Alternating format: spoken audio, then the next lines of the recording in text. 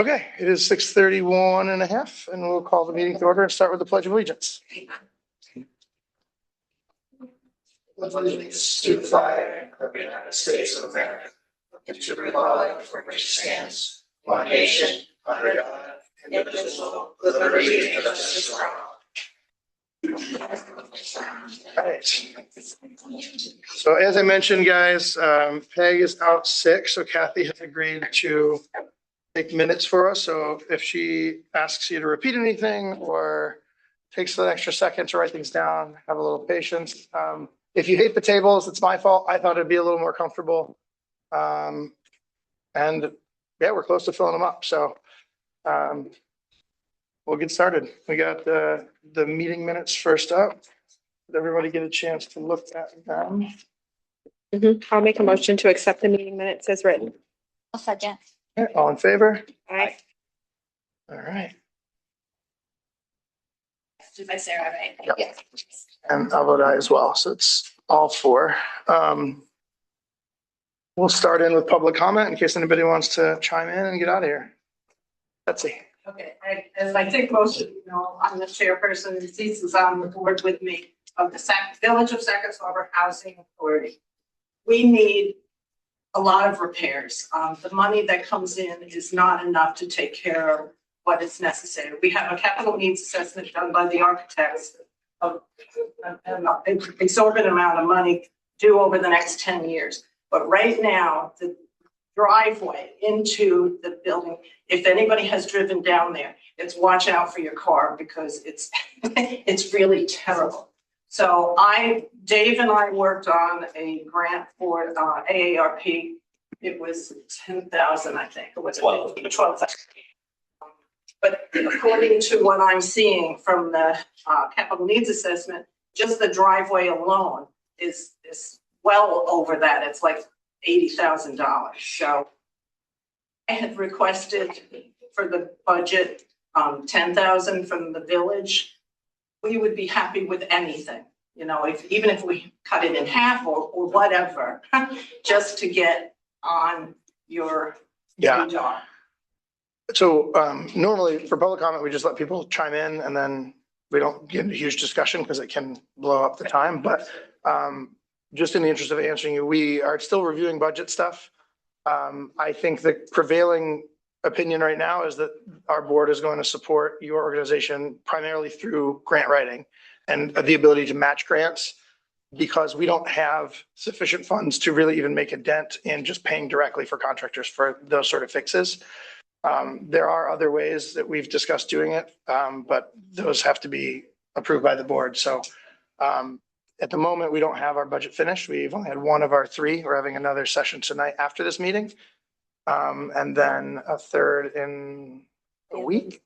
But I'll keep you up to date if anything changes and as to what info we need for that. All righty. Thanks, Betsy. Anybody else for public comment? Just to thank you for the minutes that were out early. Good. Great. All right.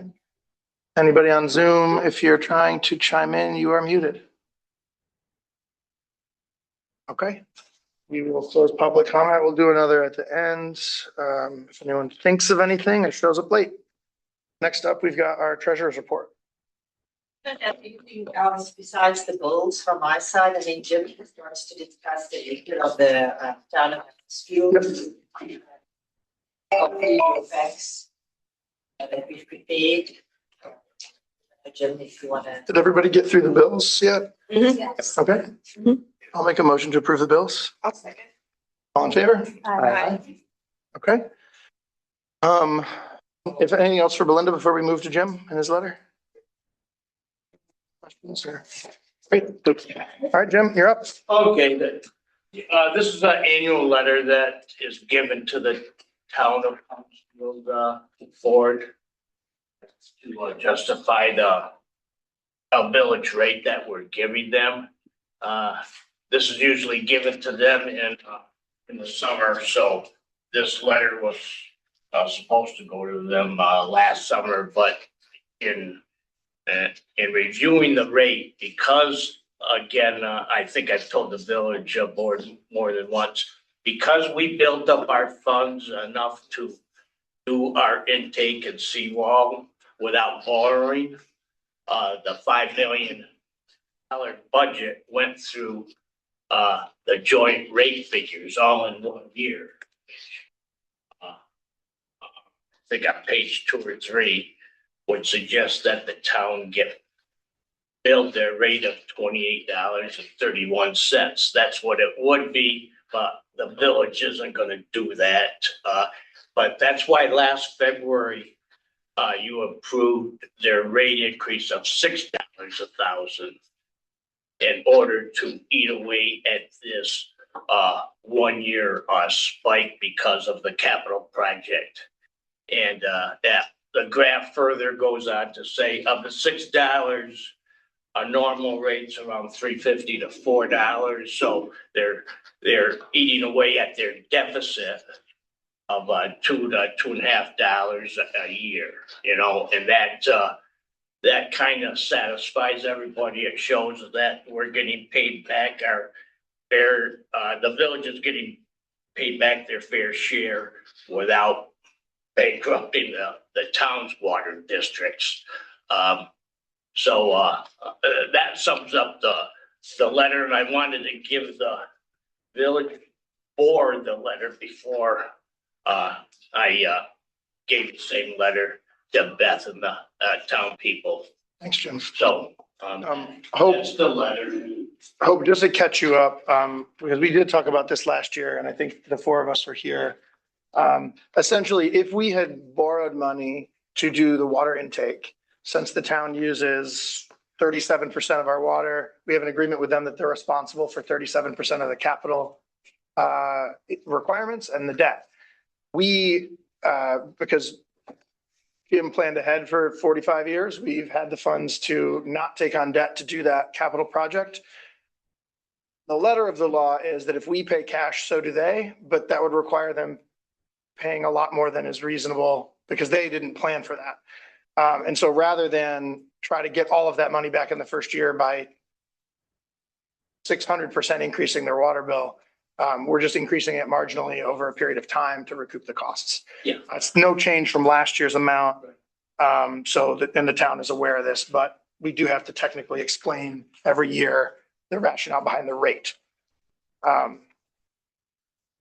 In a way, it was good that in 2003, when the town started buying water from the village, that this is a rate that is, based on actual costs rather than saying, Yeah. figure out of the air, So it's good for everybody to have a justifiable rate, actual rate based on bills. So that's what the last 2 to 3, 4 pages are also, are all the bills that are annually put into the rate, so, including any other debt payments to the water fund. Great. So that's that. Thanks, Jim. Any questions about the letter, guys? And this will go for the next 22 years in the same manner. That would, I'm just reading the top of the 3rd page. That was those are the last 22 years of rates. That's I see. yeah. So how far into the future are we looking that this will They're per year there. forevermore? If they paid it, it'd be something like 18 years. It's like, it's, $28 a thousand and they're paying 1.5 to 2. Yeah. But we're not charging them interest on the balance because we're not accruing interest. So, man, they should throw you a party too. You're saving them a lot of money. That's right, yeah. I have a lot of parties, so. What I didn't retire from. Yeah. Exactly. You moved from there to there. It's a good, Yeah. He's making sure that I'm still doing my job. we appreciate the help, Jim. All right. Thank you. Anything else for Jim while we got him, guys? Great. Thank you. Thank you, sir. Lynn, you're up for the first department report. I'm sorry, did you guys pass the bills? Yeah, I motioned to do it. I believe Kelly seconded it and it was a unanimous vote. Yep, You're welcome. You're fine. all good. And I don't think there was nothing to vote on for Jim. No. All right. You have my report in front of you there. Couple things I do want to hit on. Number 9, Mikey's wife, Kim, has approached me about doing some kind of memorial for him somewhere in the village. I have an idea what I want to do. She wanted to do it all on her own, but I think it would be a good gesture in his honor to, I want to do it 3 ways, one for the Legion, one for us, and her pay for it. Sure. I'm not quite sure what the cost is going to be yet. I haven't really gotten into it that far. But I'd like to put another flagpole up in front of the bandstand on the water side. And then she's going to get a memorial rock with an inscription on it to put there. Something simple, out of the way. Something to mull about, think about. Yeah. I'll give you some figures probably by the next board meeting. It's something that I can do myself. That's a nice idea. Number 8, further in investigating my retirement, I was trying to push out of here on 27, but I think I'm going to do it in 28. So as far as I've been told that you might be looking at possibly hiring somebody for this summer, I've got a good crew. And I want to take on John and Paul, and then Ron and Andy. As typical. As far as doing the water and the sewer down on Ambrose Street, the town is joining forces with us, and we're going to do it together. So it's not going to take all of our time to do it. So as far as I'm concerned, hold off on the new employee for another year. You think that's, those are not people that would be, those are all people who've done this before Yeah. and not coming up. Okay. Yeah. Whether they're going to be laborers or actually have done it before. Sure. Yeah. And also, I mean, we can chat about this offline too, but it might be time to start just like keeping our eyes open for a candidate that makes sense, Yeah. because it may take a while to find one. Someone good comes up.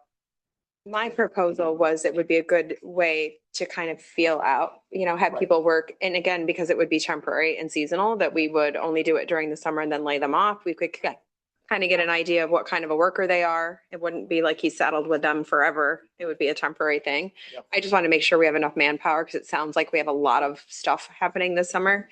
And I just want to make sure that we're able to get all of those things and they don't get pushed off. I've got a good crew and we're up for it. So Yeah, I think if you think that, and we can revise every month. If it turns out you guys are getting swamped, we can open the door and we'll just keep in mind if we do hear from anybody that would be a good candidate, let's circle back and make sure that we find out what Lynn thinks of them, whether they're getting too busy, and we'll go from there.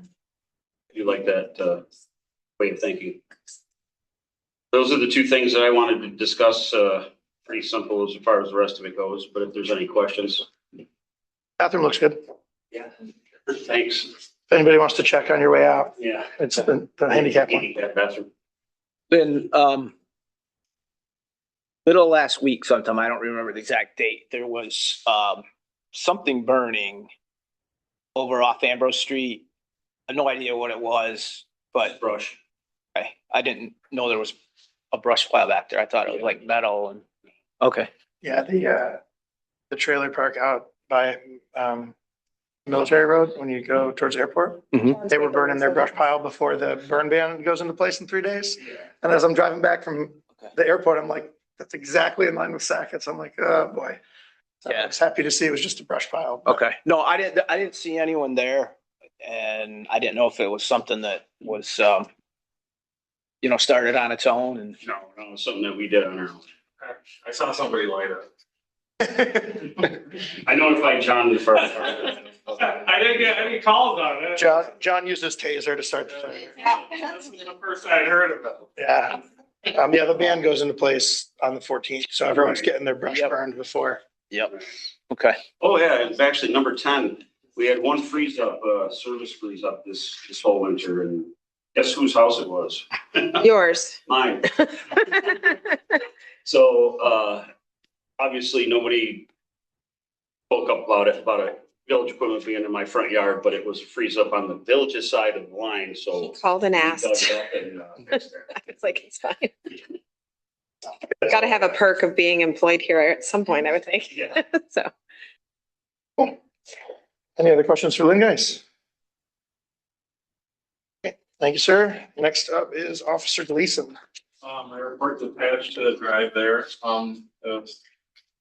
not nothing to say. It's been a the EMS, other law enforcement. I know that the traffic's starting to pick back up. Once the weather decides what it wants to do, we'll get the signs back out, the speed signs, and yeah, I did see a lot of motorcycles out in the rest of the county already yesterday, but not too many down here yet. guy that works for you has been driving a motorcycle all winter. Sales was fan. Yeah, he drove by Oh, me. yeah, I did hear that. I was out walking and it was like literally 10 degrees out and he drove by me on a motorcycle. I'm He like, took it "What are to you visit the doing?" ice fisherman last week. Did he? Very Okay. brave. I was like, wow, it is cold out. All right, any questions for John, guys? All right, thank you, sir. Anything from the fire? Okay. Dave? Where'd you go? Yes, first, the climate smart, committee task force, or community task force. You should have the new, resolution. Mayor gave me some comments and I basically, sent it off. So, and like, as I said before, it's basically, it's not basically, it's based on a template. So you go ahead and pass that, then I just. And guys, the change he put in is verbatim what I sent you guys before. Okay. It's the paragraph. Dave, where is it? It's like. It's about the third or fourth, then the third or fourth whereas down, I think. So the role of, it basically just says it's a advisory board. I wanted to make it clear that it's not like every project has to go through each Yeah, board, that's- like planning and climate and. We're near the. Yep. Oh, I know, but I just wanted to Yeah, no, make sure it was clear in there.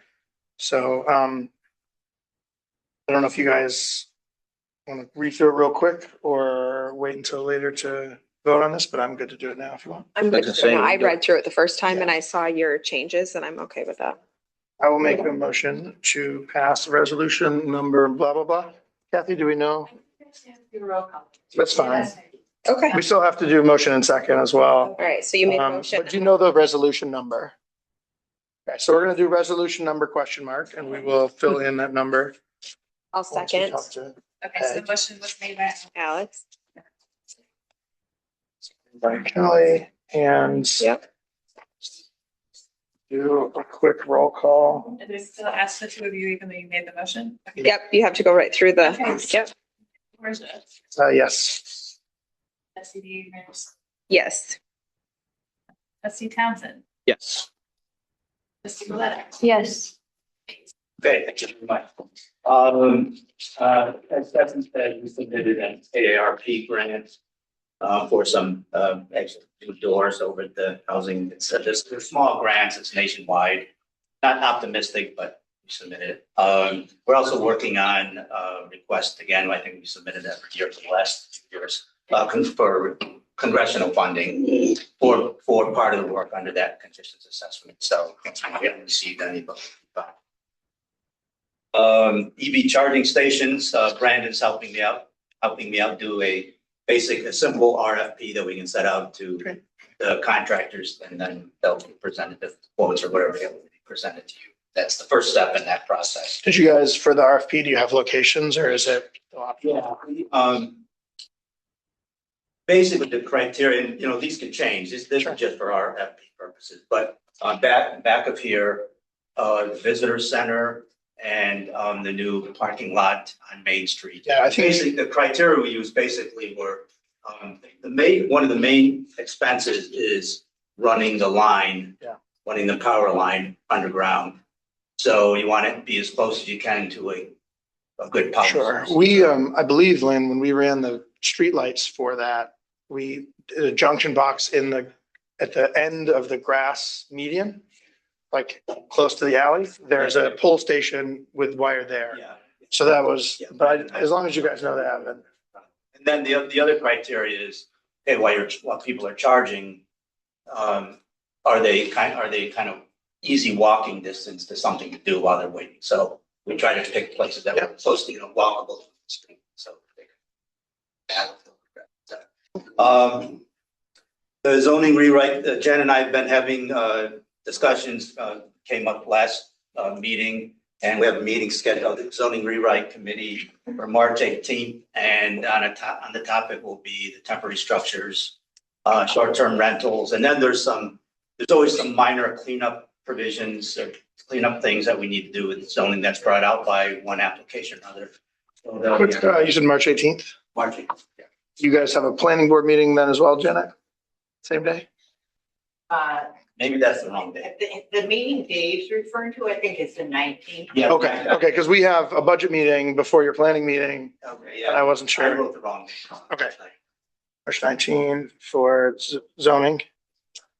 And the last is bad news. It was just announced early this afternoon that we did not get the DRI grant. That was the large grant. All of the property owners are willing, we'll work on submitting again. We'll try to meet with Steve Hunt and see if we can get some feedback on our application, that sort of thing. Yeah, we can always, depending on their feedback, we could do the back to the main street. Yeah, that's one of the questions. Are we beating our head trying to? Right. So, that's all I have. You have my report, so I should start out. Dave, do you know who was awarded the? Ogdensburg. Ogdensburg got one, Hamilton, There's M somehow. some other town, I've heard of it, but some other really. Up north. Alpha? Oh. I don't know. Anyway, yeah, some other, Hamilton got one. Ogdensburg. Yeah, Ogdensburg and I want to say Alpha, but I'm not sure. Moria. Oh, Moira. Moira. Moira. Oh, Moriah. I have no idea how to say it. oh, that's Mariah. Raya. There's also a Moira. All right, any questions for Dave, guys? Yeah, just one more, Dave. How many EV charging stations? Yeah, you talked about the Well, locations, but we're going for two. Which, two per. well, it'll be one of those sites. I mean, Oh. it's actually, Okay. up, it's all money, I think we can put it from both sides, just really what. Okay. But hopefully we'll get a quote that will be flexible, that they'll give us a quote for services for two sites at one location, but if we wanted to add, Okay. that was kind of recommended, that was typical for what communities our size do for National Grid. So not two locations, two cars. Two chargers at one site. At one location. Okay. Thanks.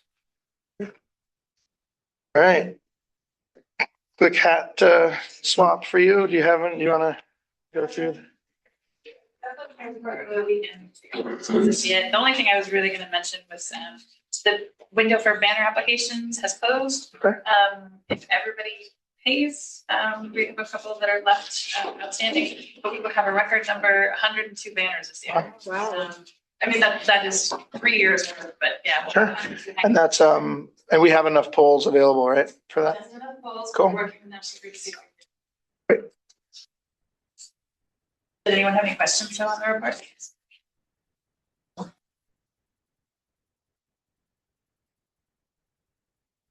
Change back. Thanks, sir. All right, next up, we have the planning board. Do you have my report?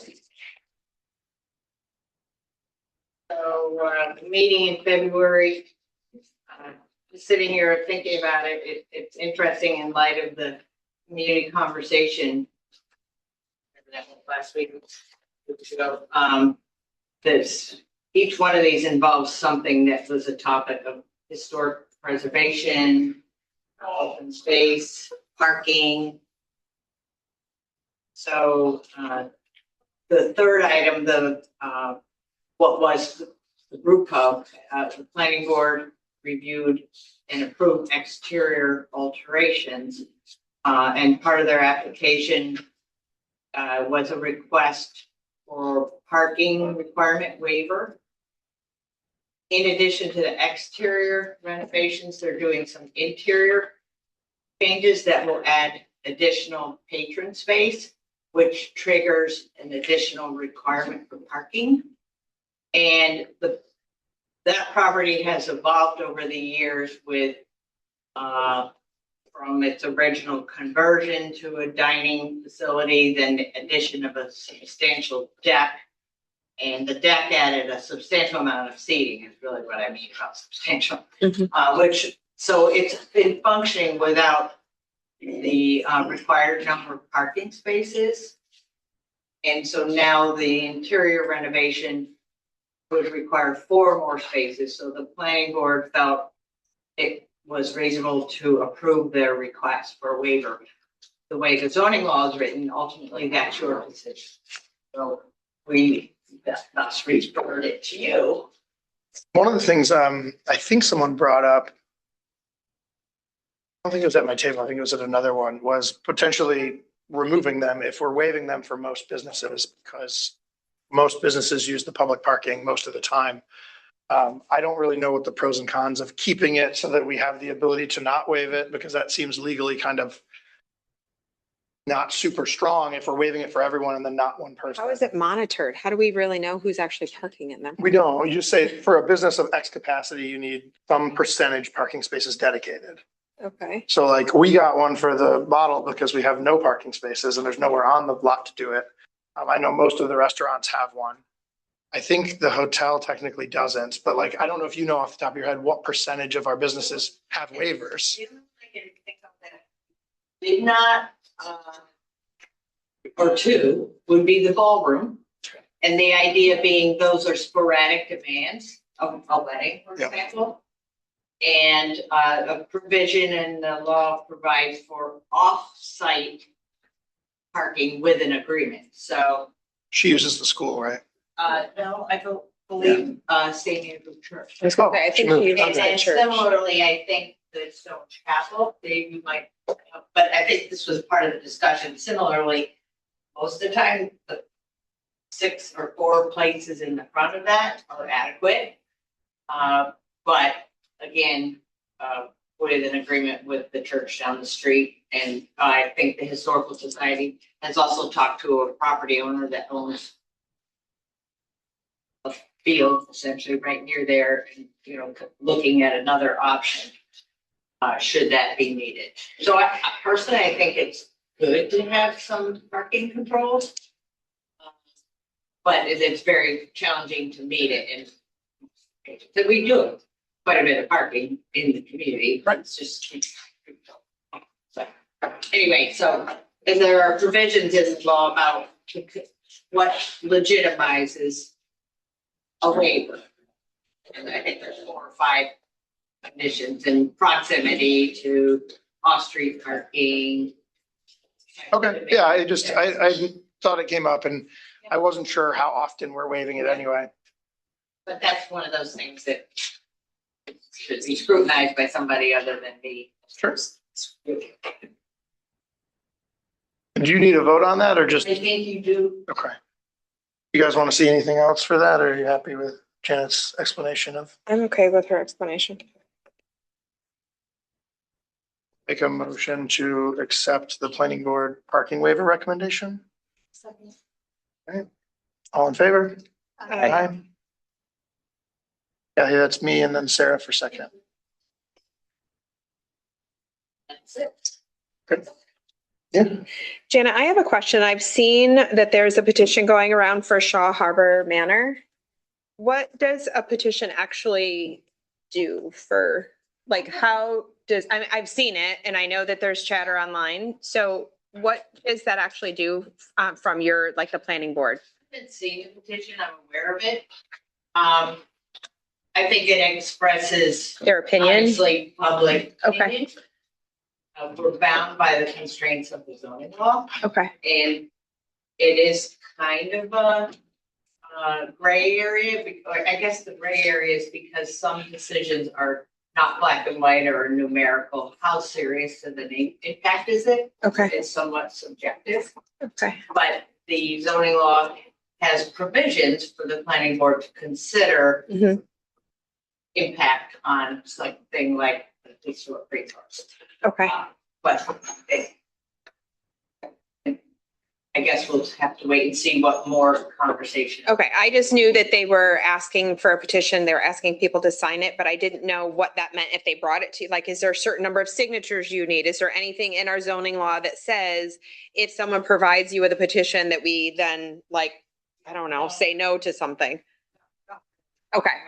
And it would illuminate like interest in a change in the zoning law, but Okay. the applications before us and that what it is. Okay. And so that's what we are bound to. Okay. I just want a clarification so that I knew what that meant actually. So, And just for your knowledge, I have talked to our village attorney about some of these subjective areas. So okay. it's not just going on opinion. Of, well, what do you think? Okay. I assumed you did because you're pretty thorough with that stuff. So thank you. All right. Thank you. Any other questions for Janet, guys? Or Janet, do you have anything else for us?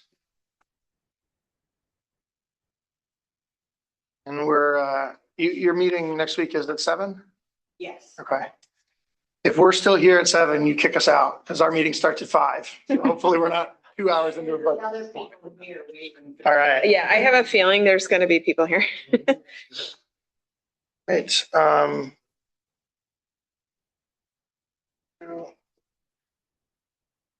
And just so, just on that topic, if people are here to talk about that development, you're welcome to during public comment. However, our board has very close to no impact on the planning board's decisions. We're not supposed to.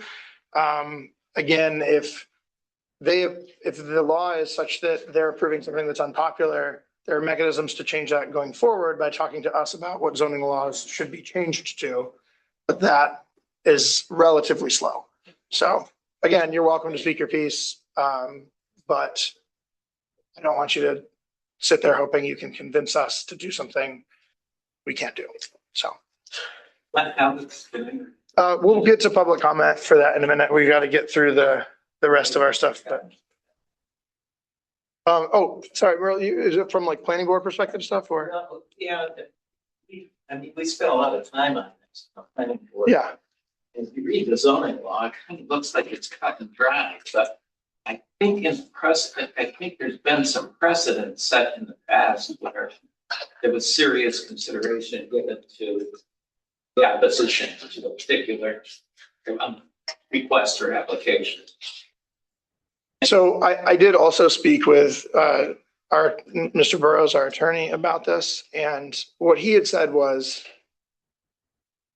there is precedent because many communities don't go by the letter of the law. And they are likely to, if there's public pressure not to do something that's legally someone's right, they sometimes deny the application.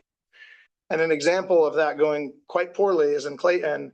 The village just paid, I think, $350,000 to a property owner because they did, in fact, do that. They decided to deny an application that was probably legally right. And they were sued and lost by that property owner. And on the same turn, if we were to approve a project that was popular with some people but illegal, someone also could sue us and win for that. So Janet has been actually talked to me about making sure we were okay with, adding attorney's costs by having these discussions, because when we have something that's going to cause people to be upset, regardless of which way we go, we want to make sure that we are not exposing the village and every taxpayer through the village to legal ramifications of getting the decision wrong. Well, it was a strange presentation or application because the person that showed up to present was a. Yeah, I understand, but again, it's not our, we are not the decision maker, nor do we have impact on it. That he really does affect the building board because he mentioned that someone is proposing a parking lot on the corner of. Yeah, they have offered to give us an easement to park a few cars by the kayak launch. That's true. But again, we can't dwell on this right now. It is not our call. If it does get approved and they do grant an easement, then it is up to us whether we put one there, and then that will be a discussion you have with us if that gets to that point. But right now, that's not where we're at. So, all right. Janet, we're good? Yeah. All right. Brandon. Good evening. Couple things. FEMA, I don't know if I touched on this last meeting, but so FEMA, they paid everything except for the administrative costs, which they determined was almost 12,000. I think in their final review, they looked at all the FEMA funding for the project. That was both grants that we were not involved with and everything. And they believe that there's an extra $5,000. So by all means, I just sent the paperwork in. I think it's Smart man. So- All right. So it's back in FEMA's hands. When we'll see it, I don't know, but at least they've got all the paperwork. So water intake project, I have 3 copies of the record drawings here. So I don't know if Lynn, you want to take them or divvy them up with the office and with the plan. So we've got those. And can you send the digital ones too, so we can get it archived on our Yep. drive? Yep. It's a pain to scan those things. Yeah. If it's too big, we can do flash drive or however. We can send it through file share and then I can download it. Okay. So the water and sewer upgrades, I don't think anything's really happened. But now that hopefully spring's here, I think they'll start with wetland delineation.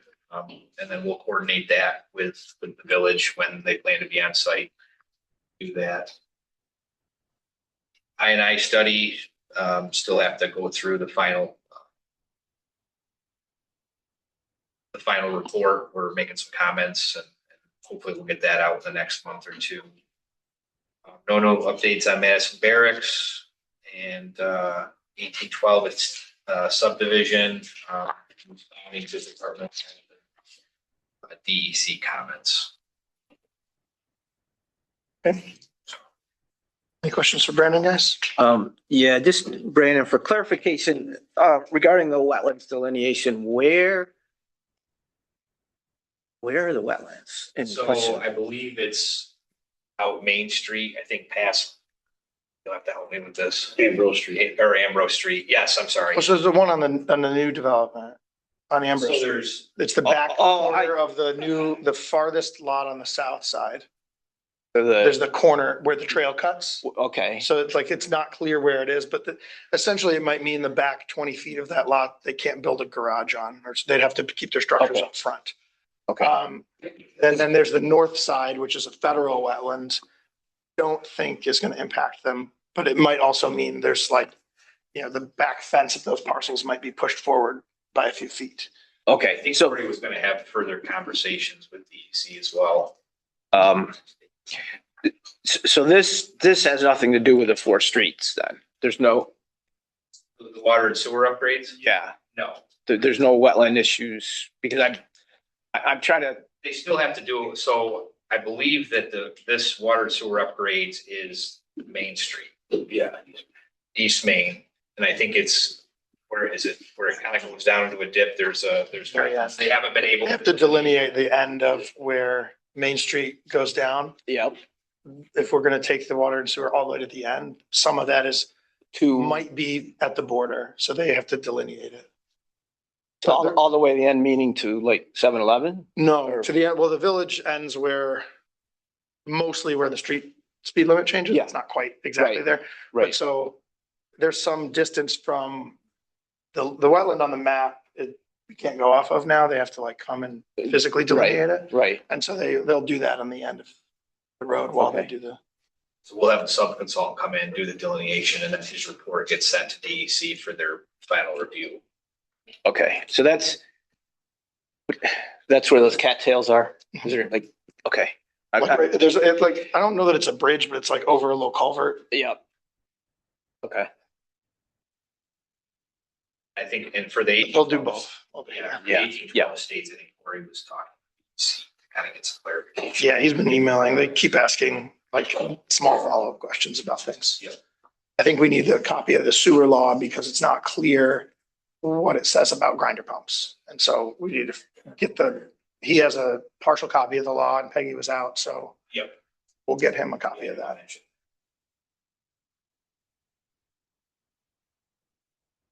Cool. Any other questions for Brendan? I'm good. Thanks, Brandon. What's that?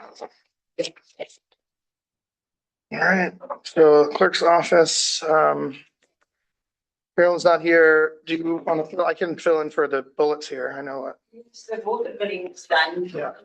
Getting silence this week, so everything is going well, like an expensive. I'm just not sure about the 911 now. Yeah, so Peg has been talking about her pending retirement, and this is a bit of her white whale. She really wants to redo the address. I actually think this is super kind of her because it's going to drive everyone crazy. Because if you change someone's address and they have to change paperwork, never any fun. But it is, for some streets, very, very important, and for other streets, medium importance to get EMS to be able to get to a home reliably and quickly. There are some confusing parts of the village where we numbered very far apart homes close together, and it's caused some confusion. I think some people here will remember the whole fiasco over by Woolsey when we had to change a few addresses by the school because people kept coming down into Betsy's the Reagan Estates over there. And when they were supposed to be going next door or vice versa, back when the old town supervisor lived over there, Tim. So there, it's not just because it's nicer to have them in order. And I think she's kind of wanted to do that. So this is a project she's hoping to get done before she retires. I want to bring it up. And then, yeah, water billing, we're still doing it the old way, or well, the new old way. So I do a bunch of work on Excel, and then Peg and Caroline do a bunch of work in the office. And supposedly another community dropped out of the wait list. So we've moved up a month or two. Ooh, So yes. so line of being that we can. I have an alibi for when it happened. I wasn't. Yeah. So we can forward to that. So hopefully we'll be on that soon, and that will tie water billing into our current accounting software, which should save Belinda time and make it easier for people to pay. Perfect. So. And on to community orgs. Dave, you got anything you want to start? Saw the calendar, the band calendar came out. Yep, yeah. Exciting. Hopefully we'll have it's warm summers, we had cold winter. Can help. That's something for the chamber. Annual meeting is tomorrow at the ballroom. Ex officio and board members at 5, public at 6. So board has your board has an ex officio spot. I'd love to see you show up at 5. And then 6 o'clock, with the public, we're going to be voting annual meeting, voting on board positions. We're going to be expanding our board to an odd number so that we can have tiebreakers. Thanks, Mike. Yeah. That's something for us, Paul. Okay, sorry. Anybody else from any community organization? Cool. I will move on to board reports. I only have 2 items. One is loosely related to the water and sewer. Corey and I started, we were waiting for a little bit because the town supervisor had some health issues and we didn't want to put his and press him for extra work when he was busy of town Watertown. We have another year without getting WIA grant money. And they have really 2 more strikes at it before we'd be done. And you can only get the funding if it's granted before you finish. And it's not looking super likely. If we end up having to foot that bill ourselves, it will be productive to be selling our excess capacity to the town of Watertown sooner rather than later. So I'm going to start more actively pursuing that because it's going to take at least a year, if not years, to get it done. And so hopefully we can use that to bolster our the cost for that project. What do they do currently? They buy from the They city? spend more for worse water from the city and it's unreliable. So it shouldn't be a super hard sale. It's just that selling to a board is tougher than selling to, if it was a business, they'd sign up tomorrow because it's an easy one. But there are a few things we need to do, which is iron out a transit agreement with the town of Hounsfield, and they may need to upgrade their pump station.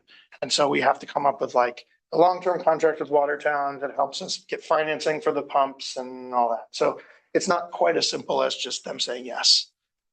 There will be a little bit of engineering work to do, but it will hopefully continue the tradition of our water and sewer being self-contained and paying for themselves without large increases in user cost.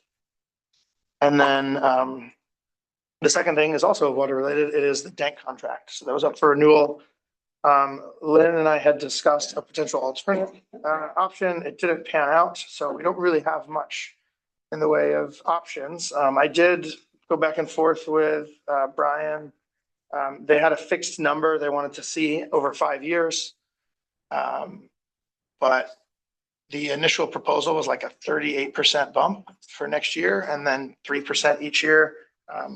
I countered with a smoother curve that pushes more of that money towards the future. So we end up paying the same amount over 5 years, but you know, inflation high or low, it's still better to pay with future money than current money. So I have a full proposal here to look through. I don't need you guys to, we don't have to vote on it now. We have, I think, until May, but from what I'm being told, it's as good as they can do. And I don't know how much we have options to do. There's no, there used to be Page, independent operators that you could contract with, it's the numbers. usually like a large municipality. But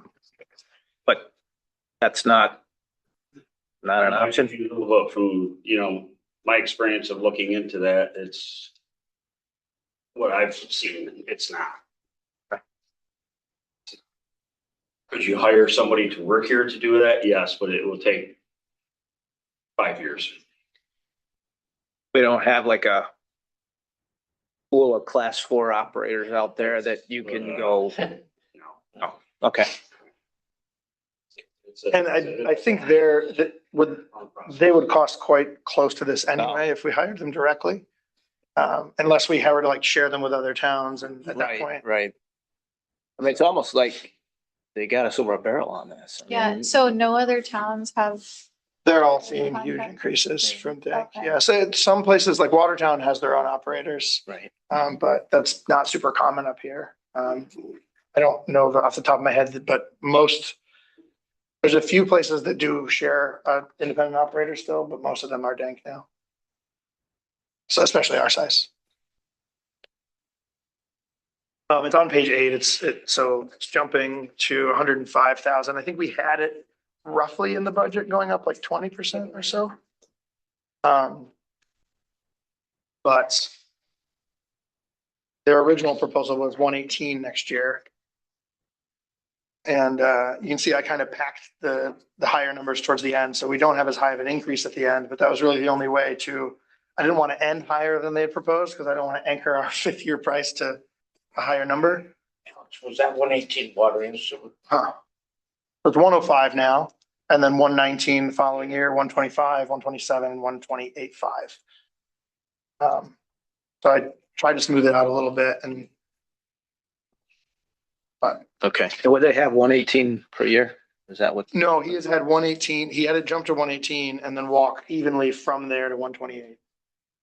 So he basically had it like 38%. Yeah. 3, and I was like, well, how about like 18, 15, 3 and 3.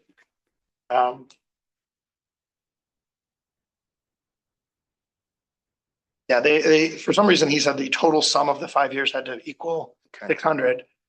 Part of me wanted to say, well, obviously the right thing to do is pay 0.000600, but Yeah. I don't think they'd go Come up with so a I tried to different, smooth come up with somebody else in the meantime. Right. Yeah, because that jump from year 1 to year 2 is big. It's not as big as year 0 to year 1, unfortunately. Well, true. So yeah, Yeah. so the starting point is the real, Right. we're at like what, 78 or 80, Lynn, right now? Oh, 80, yeah. So it's like a 25% increase instead of a 38. But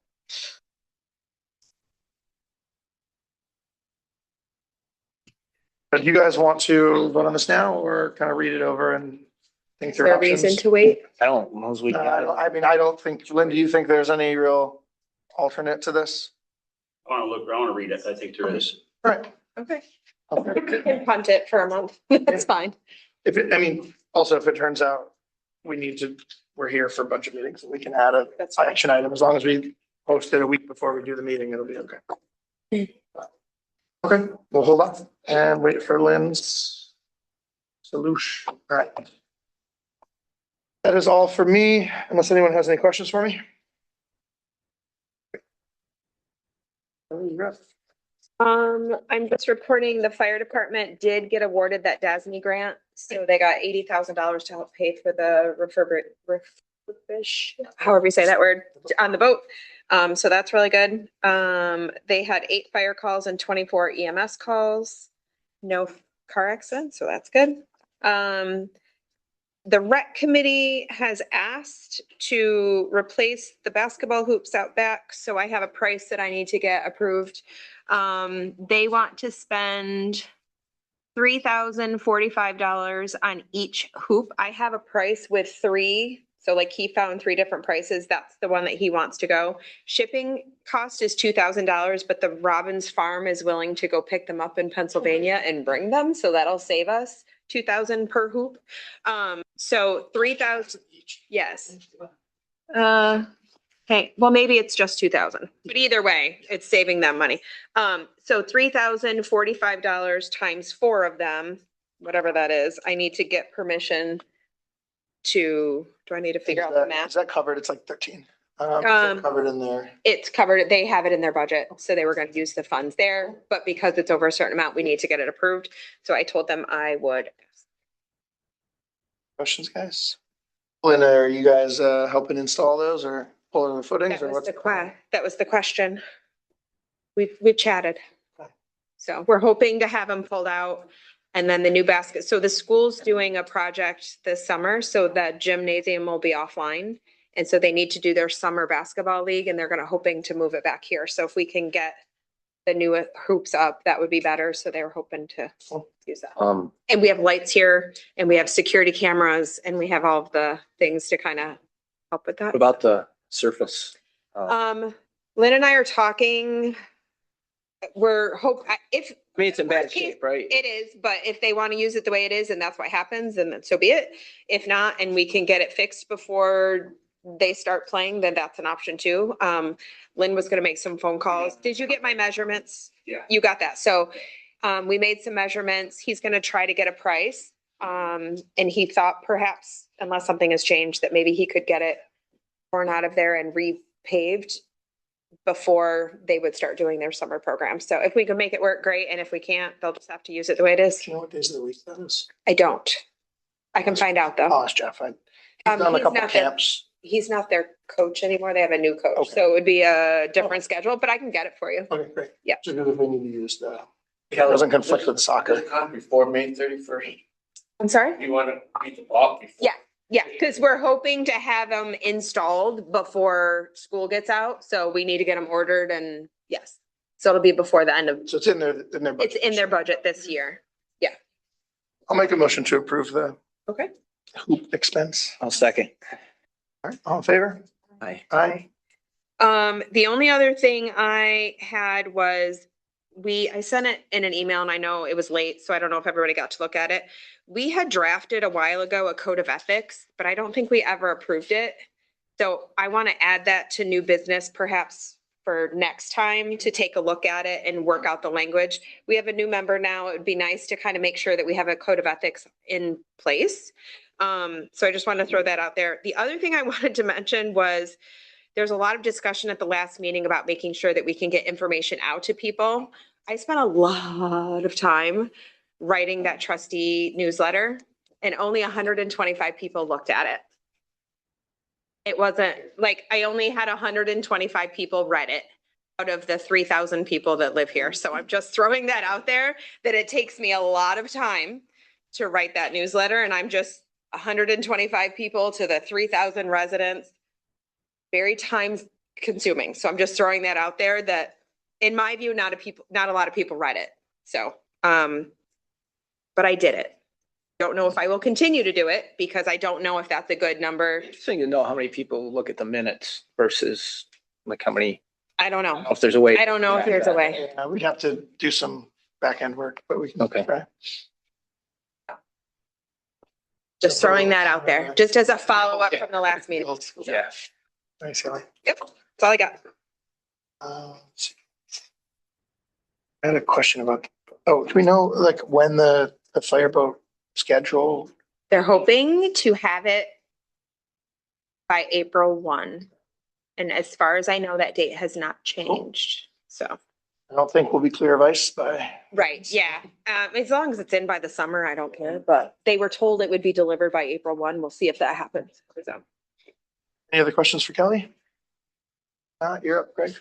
Okay, I had one item, but it's, I think it probably falls under personnel, so I think I'll wait till executive and bring it up then. That's Cool. That's the only thing I had. All right. Any questions for Greg? Cool. Sarah? Are we reviewing the flag policy tonight or waiting? I was gonna pencil that in because it got left off the agenda. Yeah. So I'm happy to do it. I was trying to get a hold of Jim to check and see. I think you're probably correct, but I wasn't sure if there was a way to like pre-auth. The issue is it only matters if it's within 7 days because we can't have a public meeting without 7 days notice. Well, it only matters if we vote to allow. Right, or whatever. So I think I'm fine to pass the one you have as is requiring the meeting. And then like, if it ever becomes an issue, we can revisit it. But it's happened once in 5 years, so hopefully it won't matter. And if it does, then we can always adjust. If that works for you guys. Well, I sent that email not saying that I agree that that's Sure, the I get it. appropriate one. Yeah, I understand. But if it was, that would be a concern. So the basic issue is I had suggested that we choose the one that allows us to fly cause flags that are flown by the state of New York and not others, rather than none at all. I like that one better, but I'm me and there's 4.5 of us depending on hope still here. But the other alternate is that we don't. This is what Watertown just says blanket no. I personally, I think like, I don't love the pre-deciding.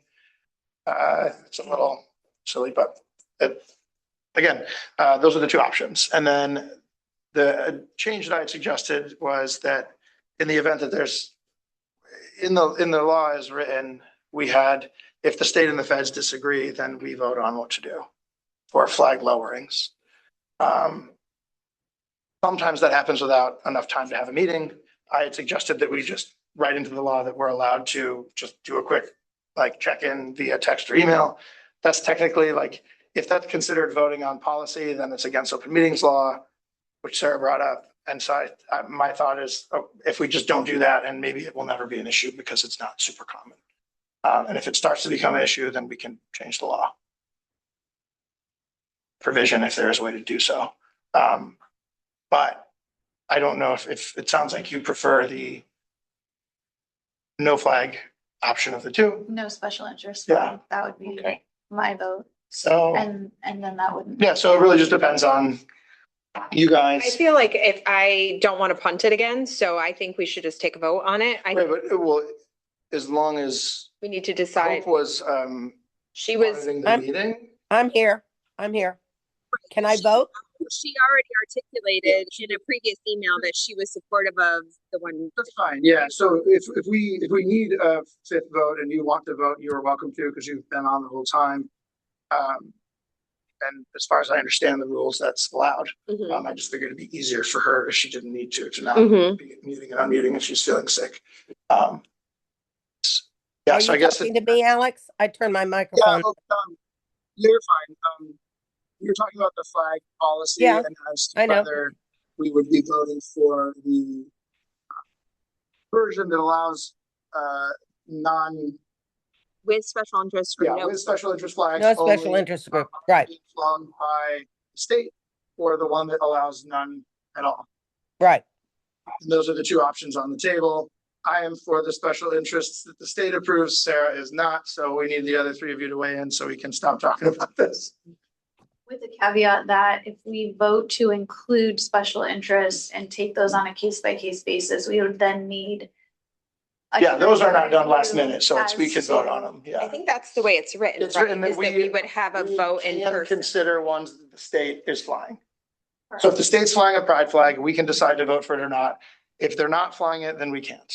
Can we wait until someone requests it? Yeah. I feel like a can. request should be made to it. I don't want to just, I just We don't don't want have to to be vote like, on we're every single following one. everything that they're doing, but if It said we can consider, not we must. okay. So there was something about a time limit there, right? In there, and the special interest one that they have to do it at least 60 days ahead? Is that in there too? So I feel like if they did it 60 days ahead, we could still vote no if we needed to.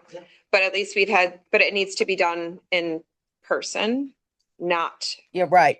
I Right. don't think we should be voting. I don't think we can vote. Talking offline is fine, but I don't think we Online. can do an actual vote. The only Mhm. reason I wanted that was for if the lowering is like in 2 days and we not have a meeting. And But there wouldn't be 2 days. I think then I feel like that if they It's lower a it, it's different- the other one. That's Would- fine. We don't wouldn't- need to fight that fight.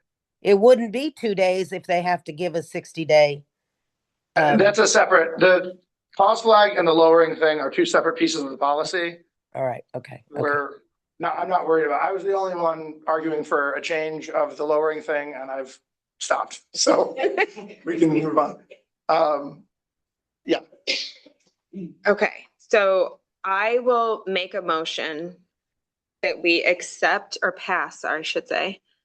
I just want to make sure that it says in there that we're voting in person though. That they're made in writing, the request will be made in writing to the clerk no fewer than 60 days. And that all requests will be reviewed and acted on by the village board in a vote. Okay, so as long as we're voting So this and they have, one of your two drafts that were. Correct. so you're willing to do the special interest one if we vote in person? No, I still. You don't want to do that? Oh, okay. You don't want to consider any of them? When we sit down to make a decision that we see. You're opening ourselves up to lawsuits because we're deciding whose speech is permitted and whose is not. I agree. Myself in that position. And I would hate to put anyone on our board in that position. I believe that's the main reason that Clayton has their flag policy written in the way that it is. And that way there is no, you don't open yourself up to that. And it can't be seen as a political move one way or the other by the board. It just keeps things very standard across the board and keeps us from any sort of lawsuits that may come. People can sue for any reason, right? So they could sue because we don't allow one that the state allows, just the same. Well, they couldn't though, because we wouldn't be making the decision. We'd just be saying we're going by what. The lawsuit might be very far, and neither would one that says you're flying a flag that the state government is flying, I think. But you can't guarantee that this would not have any lawsuits. You think it would have fewer. Well, it would, there's nothing that they could bring against the board because we wouldn't be making political decisions that are speech-based. We would just be going based on what the state is saying they will fly or will not. So we Well, have. hold on. So that's what the special interest flag is. We would only consider it if the state of New York is flying it as well. Correct. So if we didn't do that at all, then we would never be open to any sort of lawsuit because we'd only be flying the two flags.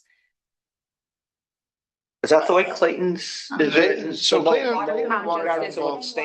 Watertown just did it too, and I know they're getting a lot of pushback.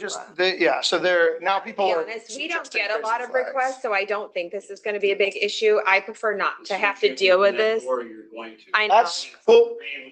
That's what happened before. Lower these flags. and- It's not about lower. We're talking about the special interest flags of only flying. It doesn't, It does make a difference. Can be put on the state, DPW. if you don't want to fly a flag, I will fly the flag for you. I don't think that that's Right, really that's- up for, I mean, if you're an employee and you're asked to do something because it's part of our policy, then I feel like that's a different conversation. So- Which isn't the time to have it now. It really is either we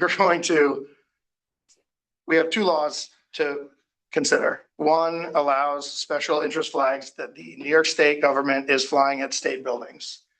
Be requested in writing and voted on by the board as the only additional ones to fly, and the other does not.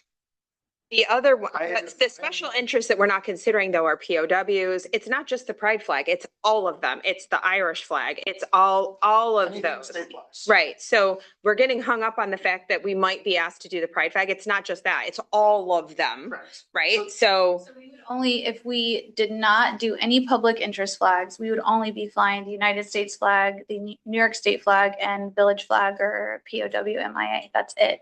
Nothing else would ever even be considered regardless of what the state was doing. Correct. Okay. That's the one option. So I am very much for the one considering what the state flies as an option for us to fly. Sarah is not. We have 3 other people that need to make a decision so we can have a policy in place. Or we can not and do this again next month. and Let's next get month. this So over. I think we just need to make a vote. So someone needs to make a motion and Well- we have to vote for it. That's it. I'll make a motion to approve the flag policy that includes New York State approved state flags. So is that, I need a second to vote, and if not, then somebody else can make a motion for the second one. I'm just clarifying that it's special interest or it's not special interest? It's the one that includes anything New York State includes. So he's saying he's voting in favor of special interest. We don't have a way. I just needed To be clear, guys, clarification because they're in here we- in 2 We different. don't have a way to vote yes or no, or A or B. We can vote yes or no on A and then yes or no on B. So I'm making a motion to accept the flag policy with the special interest allowance for flags that are approved and flying in New York State and are brought to us 60 days in advance and the board votes to fly. If no one seconds that, then you guys can vote for, or make a motion and second for the other and vote for it. If someone does second it, then we vote on it first. If it fails, then someone else can motion for the second one. Mouthful, but Okay, I will make a motion. hold on. You're gonna. I'll second it just so we can. All right, great. Okay. So all in favor of the special interest policy, say aye. Aye. No one else says, easy. I don't think you're supposed to second things you don't vote for, but you could have just skipped it, but that's fine. All right. I just seconded All right, it. so all against, say nay. Nay. Hope you, great, easy. All right, Nay. no. So now, if you guys want to pass the other one of you make a motion for it. To accept the flag policy that does not promote any special interest and only allows the village to fly the US flag, the New York State flag, and the village flag or POW MIA flag. I will second that. All right, all in favor? Aye. All against, nay, nay. Great. So it passes for me.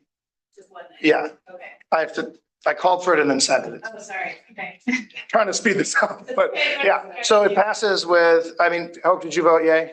You can abstain, but yeah, okay. So it's 4-1. You guys have me on flags and dog leashes. It's the only things. 1-4 against. All right. I was, so that's why he's. It was just, sorry. It was, I'm so sorry. I'm just keeping track of the ones that, you're right. it Keeping was. tally apparently. With flag. Well, I think it would be weird if we had a lot of votes that were 4-1. We don't, so that's. We good, don't, but- no. All right, All right. flag thing's done. I think the firework one should be a little easier. Hope so. All right, anything else for you? Just real quick, yeah. The process for getting it actually put in place as a village policy. I think we just voted it. Now it needs to go on our webpage. No, we might have to have the attorney write the law properly okay. and then do another vote, but it's done. Good enough. Well, I don't know, like, there's weird whereas. The village attorney. If I you don't agree, put that is- whereas in it 65 times, it's not a law. That's the way it apparently works. All right. Sarah, anything else? Nothing else. Okay. Hope, do you want to chime in with anything for us? For your board report, or are you good?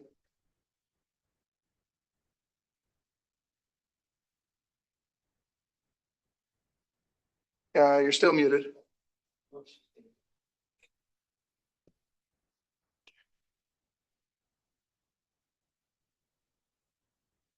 Let's see if I can unmute her. I can think ask to unmute. I think she's swearing right. Somebody say. I can read lips. Craig, stop. Yes, I wanted to know if I put the application in for the 4th of July celebration with everything that I had mentioned to you. Has it gotten to the board yet?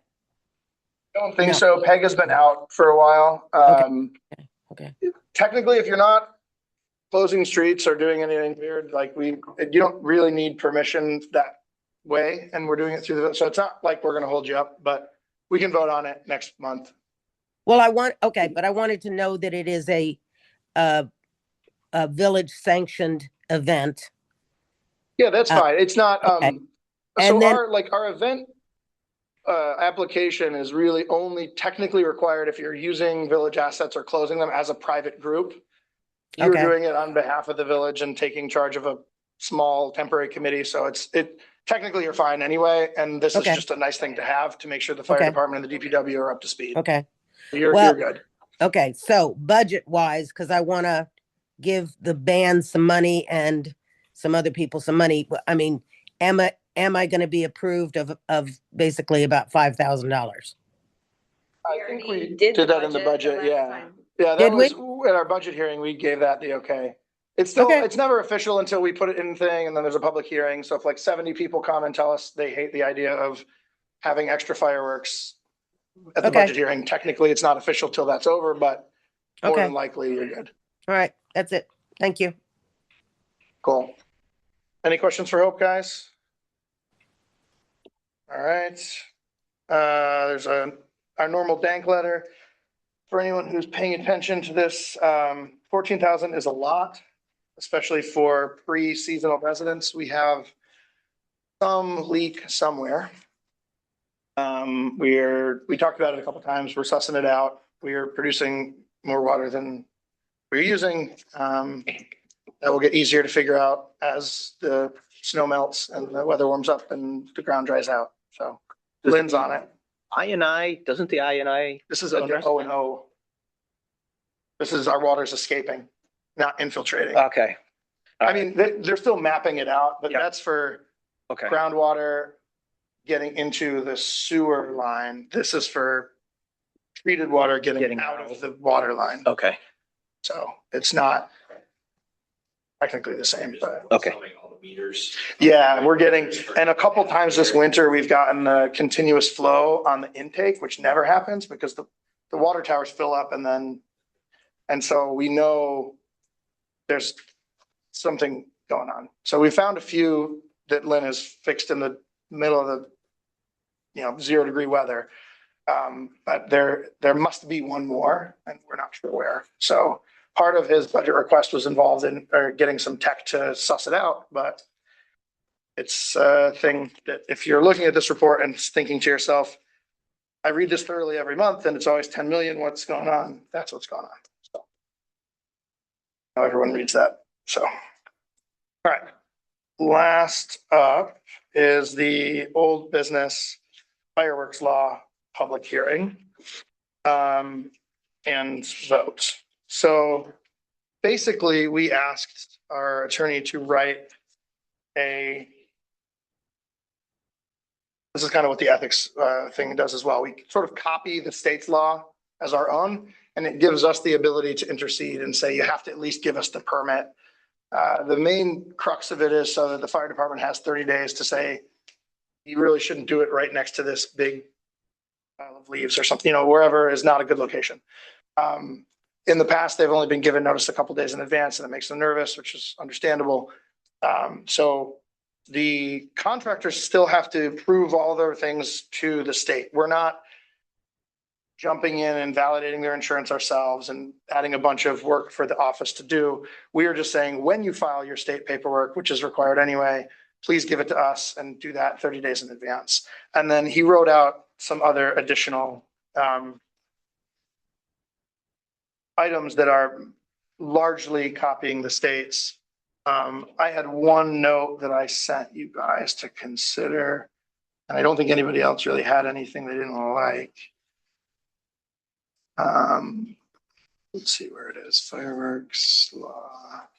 Yours had something to do with the location It or was, so many it was feet from the open road instead of any road. So they had some language that said certain number letter of feet. C on page. Yeah, 200 feet from any buildings or roads. And I had it changed to open public roads, so that if someone has a path that's technically a road, that they're okay with it, it's on their property, it's not technically. This is mostly so that we don't have weird issues if someone's trying to be a stickler later. It's not a huge issue either way. That was the only change I had suggested. Just making that say Make it say- buildings or public Yeah, roads. open public roads. Okay. So that if like we decide to have fireworks down on the docks and we're launching it from close to the street and we say, well, the street's closed, then that moves that distance. It still has to be, the village would have to close it. Or if it's a private road, the owner would have to say, yes, it's closed. But it just prevents accidentally excluding a spot that we've been using. Like it might be that where we're firing it during Can-Am off Ambrose is 150 feet away from the road. And if we put some cones up for the 10 minutes that's happening, we're fine. But I didn't want to accidentally put us in a place where we're technically breaking our own rule that we just wrote. So can we pass this with that change? Okay. If we want. So is this only for, I'm looking for the definition of what a firework is, because what about people that are setting them off in their own yards? So the state has, It's the New Well, York State penal law. so- They're not supposed to be doing it. yeah, everyone doesn't file it on the 4th. And generally the police don't Right. worry about it if they're not doing anything crazy. The Class intent C- of this was to cover a specific Where event you're that paying happened, professional. right, was someone was paying for a company to come in. If somebody's doing it in their backyard, I'm not making them fill out a permit because they probably wouldn't get approved anyways, and they're not gonna ask for a permit. That's kind of just like, if you do it not on the 4th of July, someone's gonna call the cops on you. And if you Understood. don't, Yeah, so I think this was more for like a bigger event situation. Okay. like we had it for the school fundraiser. We did Sure. one for a Right. wedding on the barracks and Yeah. we provided the fire department a heads up like a day before because that's what was required. Right, and because of that, they asked for I 30 remember days. that. Yeah, I'm just Yeah. making sure, because sometimes when you put a law in place, And we could change the wording to be commercial fireworks if you want. I mean, yeah, because we don't want to be another situation where, let's say somebody does a big firework display, they don't go through the proper process, and then somebody, Joe down the street sets a couple off and he doesn't go through the process, and then the people who did the big display come back and say, but wait, you didn't go after him and find him. So I think that it should be defined as. I feel like the only people that would be going after them would be the police if they're on, because if it's against. Well, because it is, they We are have breaking the nothing law to do with it. additionally. But which- certainly, I mean, this states in Yeah. section 8, I think, about a fine.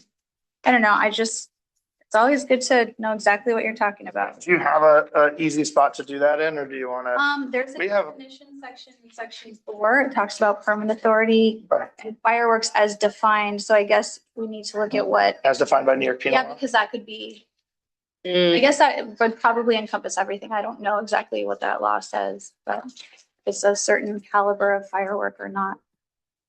Assume it would be. Well, if they're getting a permit from this, is it the state or the county they would have to be getting a permit from? And, It's the state. right, so I would think that. So basically, yeah, this would.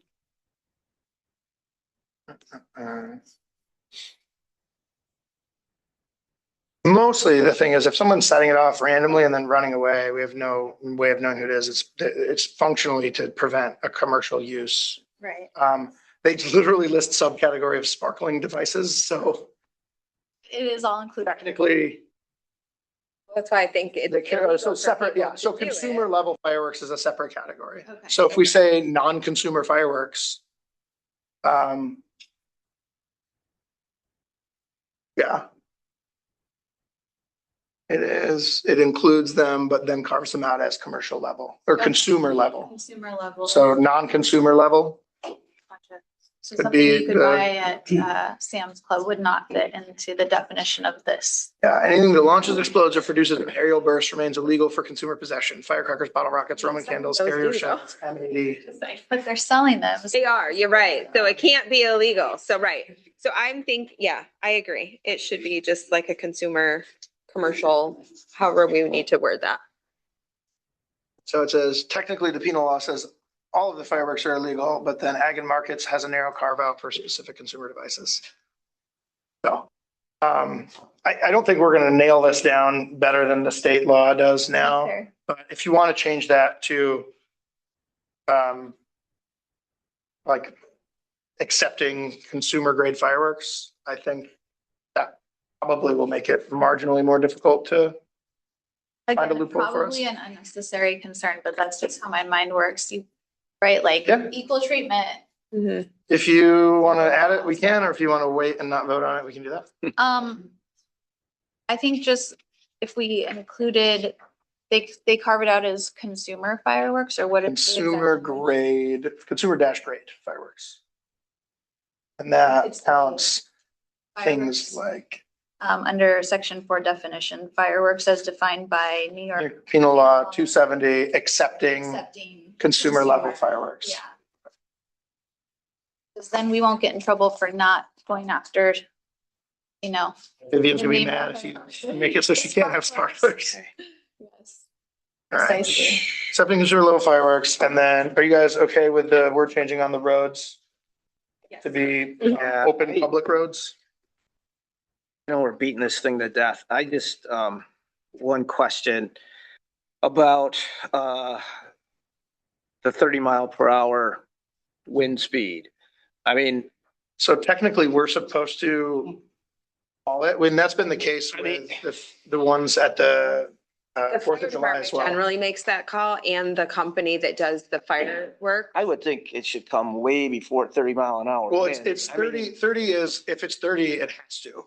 At any number of wind, the fire marshal, the guy who's insured and running this business, or the customer. So in the case of the 4th of July fireworks, they were like, oh, the mayor or the fire department can, he's off.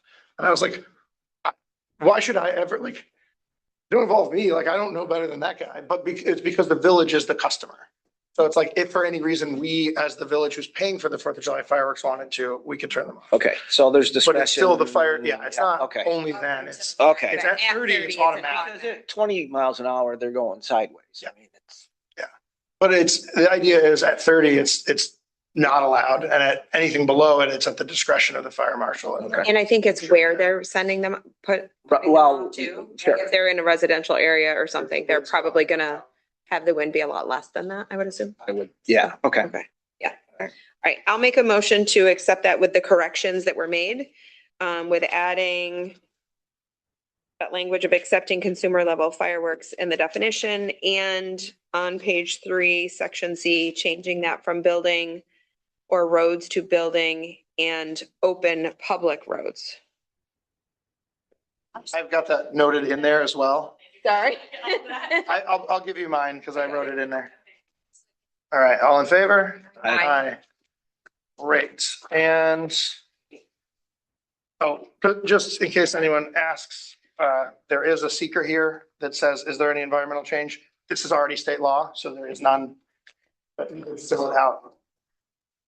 Although there's something deeply ironic about printing a 30-page document for environmental reasons to recycle it in 20 minutes. But we have done it. All right, new business. You want to introduce just that as a, like you already kind of I already mentioned the code of ethics. I would just like to put it on for next month that we take a look at it between now and then, to either start looking at the language, making any additions or changes, and then get that into play so that it's one of those things that we review annually.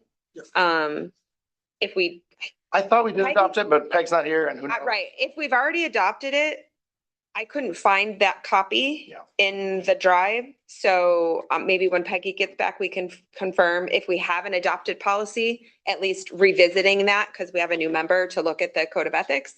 If it's not adopted, we need to adopt it, I feel like. So either way, I would like to get it on the agenda so that we're like moving forward with this. This is very similar to the fireworks, and that it is a mirror of the state law. And I was looking at like, why does that necessary? And it's the only way that we as a governmental body have any authority to enforce that directly, is if we make it a village law. We can't be like, you broke a state law, therefore there's a problem ourselves. But if someone is like actively breaking a village law, then we are the authority. So it's very much like templated code of ethics based on the state's existing one. So we can kind of piggyback a little bit. That's the only thing. I just want to get it on the agenda so that we're talking about it. That's all. All right. Any other new business to mark, guys? No. Kathy, Belinda, got anything we missed? Any questions you need to revisit, Kathy, for minutes? Okay. It's recorded too, so if we need to dig in, we can rewind and hopefully the mics worked. All right, so we've got one final section for public comment before we adjourn. I'm going to start with Zoom just in case anyone's on here. Sometimes it takes them a minute to figure out how to unmute.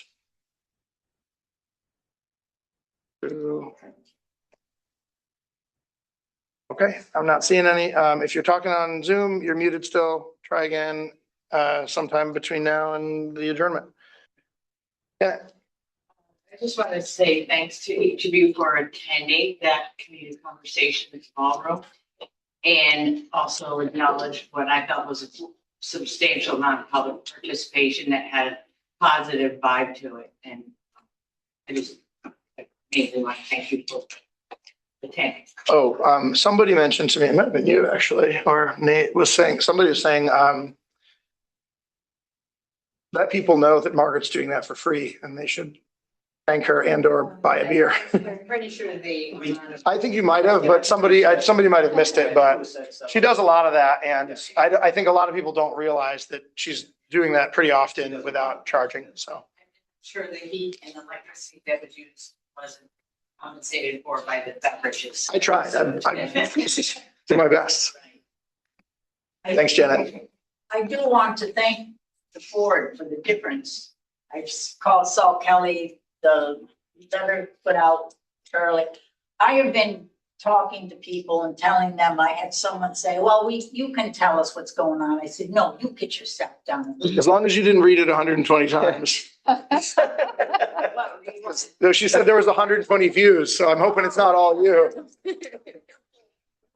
But the thing is that I appreciated that and the minutes came out, so we were able to post them on our board at church. And Fellowship Hall, we're posting the minutes. We said we would because, right? Yes. We talked about it. Yep. So I didn't go down and put them in any of the windows though. I'll give you a list. Okay, I'll do it. But I really do appreciate that. And I've been telling the people, even at the thing the other night when we were all there. Tell them we got tables now too, so it's a little comfier. Have to come down there, you know, all of a sudden that, you know, all these things, projects are popping up. And they're going like, you know, they don't know what's going on. I said, that's your fault.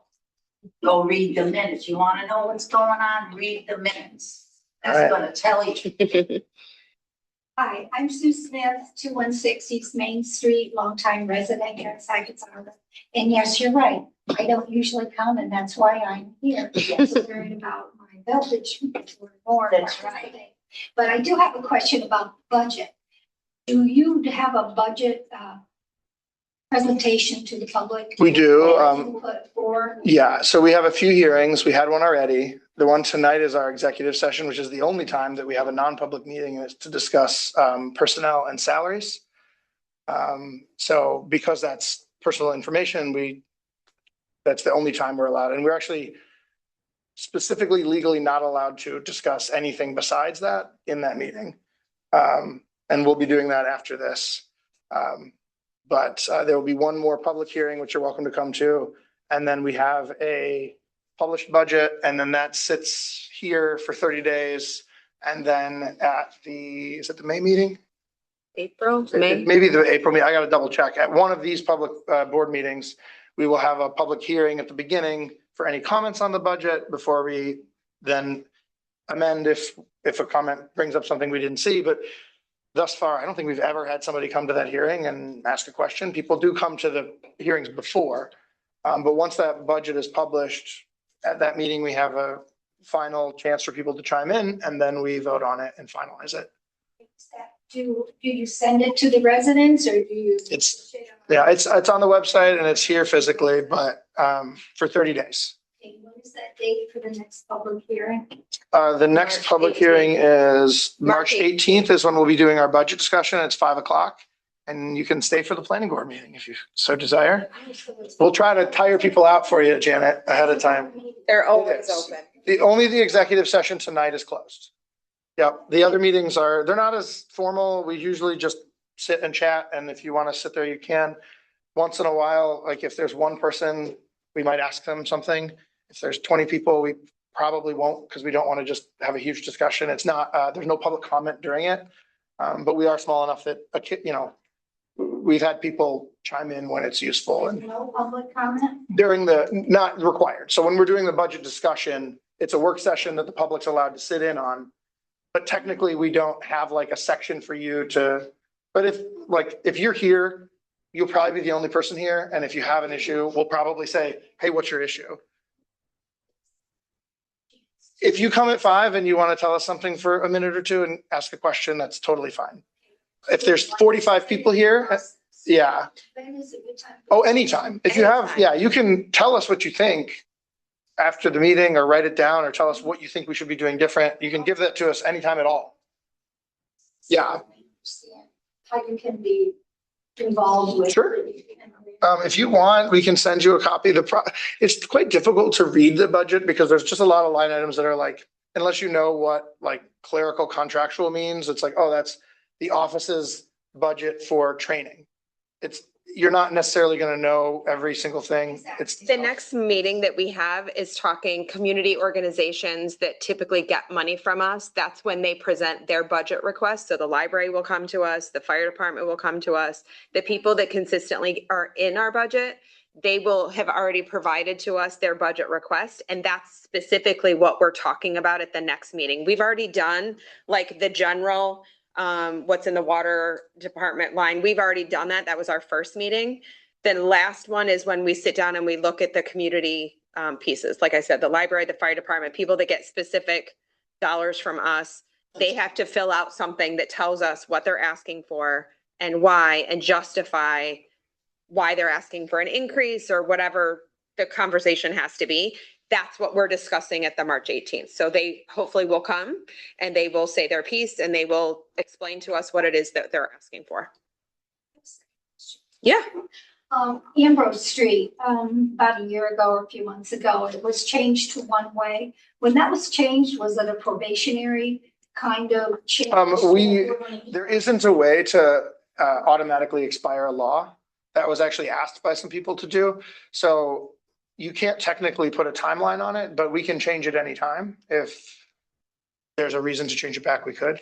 We got a lot of positive feedback from that change. I have not heard any negative feedback at all. Rich Kuna doesn't like it because it takes him 30 seconds more to get to work from his house. I believe from what I understand, the corner has been safer for pedestrian. I have not heard any, I mean, it has not been requested of us to change that back because I feel like all of the feedback we got was positive. So I would not be inclined to support that, but I don't know if. Yeah, it wasn't on a temporary basis because this is actually a question we asked Jim Burrows. You cannot have a temporary law. Yeah.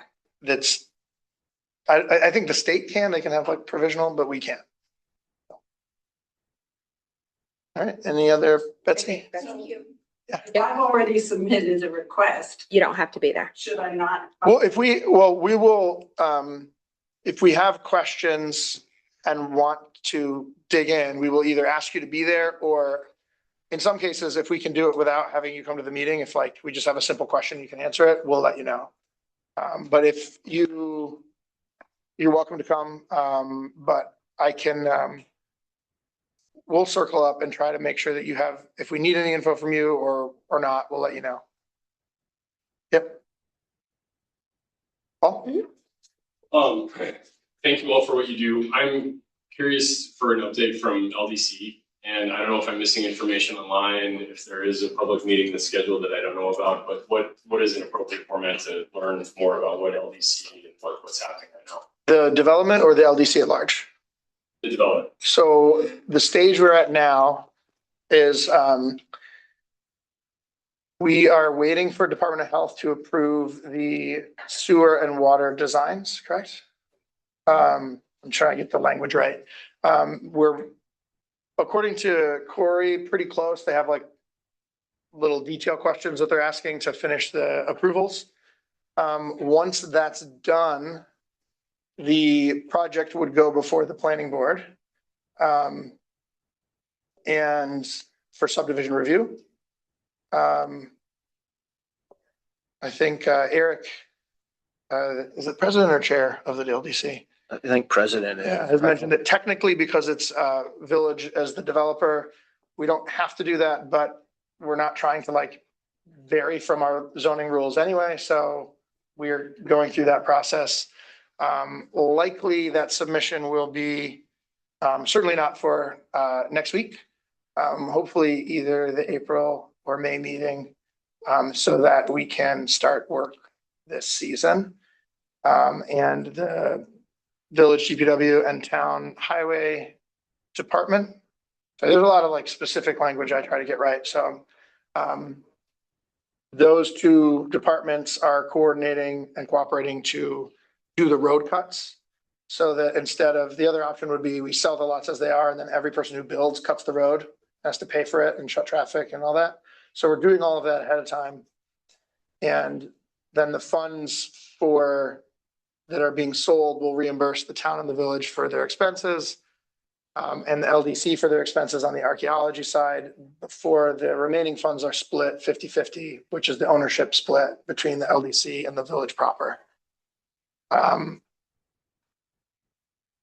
Our hope is that the infrastructure will get done this season and we can start selling lots end of summer towards fall. So not understanding all of the guidelines of the LDC, and I apologize that I haven't read through everything, but so outside of planning and zoning, there is no other public process where this would come before the people and you would have a conversation about, so the village gets to make decisions about. We had that for about a year, about which way to develop the frontage, whether or not to, which side to do. We had a bunch of public hearings. We came up with a few different designs. So that process did happen a year and a half ago. At this point, the design is pretty set. Now, if you have some tweaks and ideas that aren't super material to the final outcome, and it wouldn't require re-spending design money, there's still opportunity to like improve it in different ways. But at this point, it's got to the stage where the LDC is operating as lead developer. We, I think 3 months ago, voted to let them kind of carry that out. And so they're acting with that authority, and until they get to the planning board, there isn't another like stage between now and then. But again, like if you want to chat with me about what your feedback or changes are, if it's something that could be integrated. And we did have somebody suggest that we shorten the lots from 100 by 200 to 100 by 100 to provide for more housing behind eventually. But I didn't think that was going to be super popular, and we were already halfway through the design like coordination phase. So we didn't bother bringing that to the table. Well, just feedback from me as a general public. I guess I don't really know how to, outside of being neighbors with Eric, I don't really know how to get to the LDC and have a conversation with that. And I don't know what is appropriate for village board versus LDC. That there's some kind of thing there. They meet a lot less. Their meetings are public as well. But if you want to be, we can let you know when they are so that you have a chance to come and sit in and on the discussion. We'd be very grateful for that. And just out of curiosity, are they posted online? And their website is very old and broken. They actually, at our last meeting, we approved a $500 website rewrite. So hopefully we'll have a website that isn't old and broken in short order. Well, that, and for the record, and I appreciate that very much, but like I would love to know, for this village to know how we can understand more of what's going on with LDC. I think that is an appropriate request. Yeah, it's a specific definition of like a local development corporation. I'm sure you're familiar with it. And for a while, it wasn't super active beyond passively marketing that land for someone to use.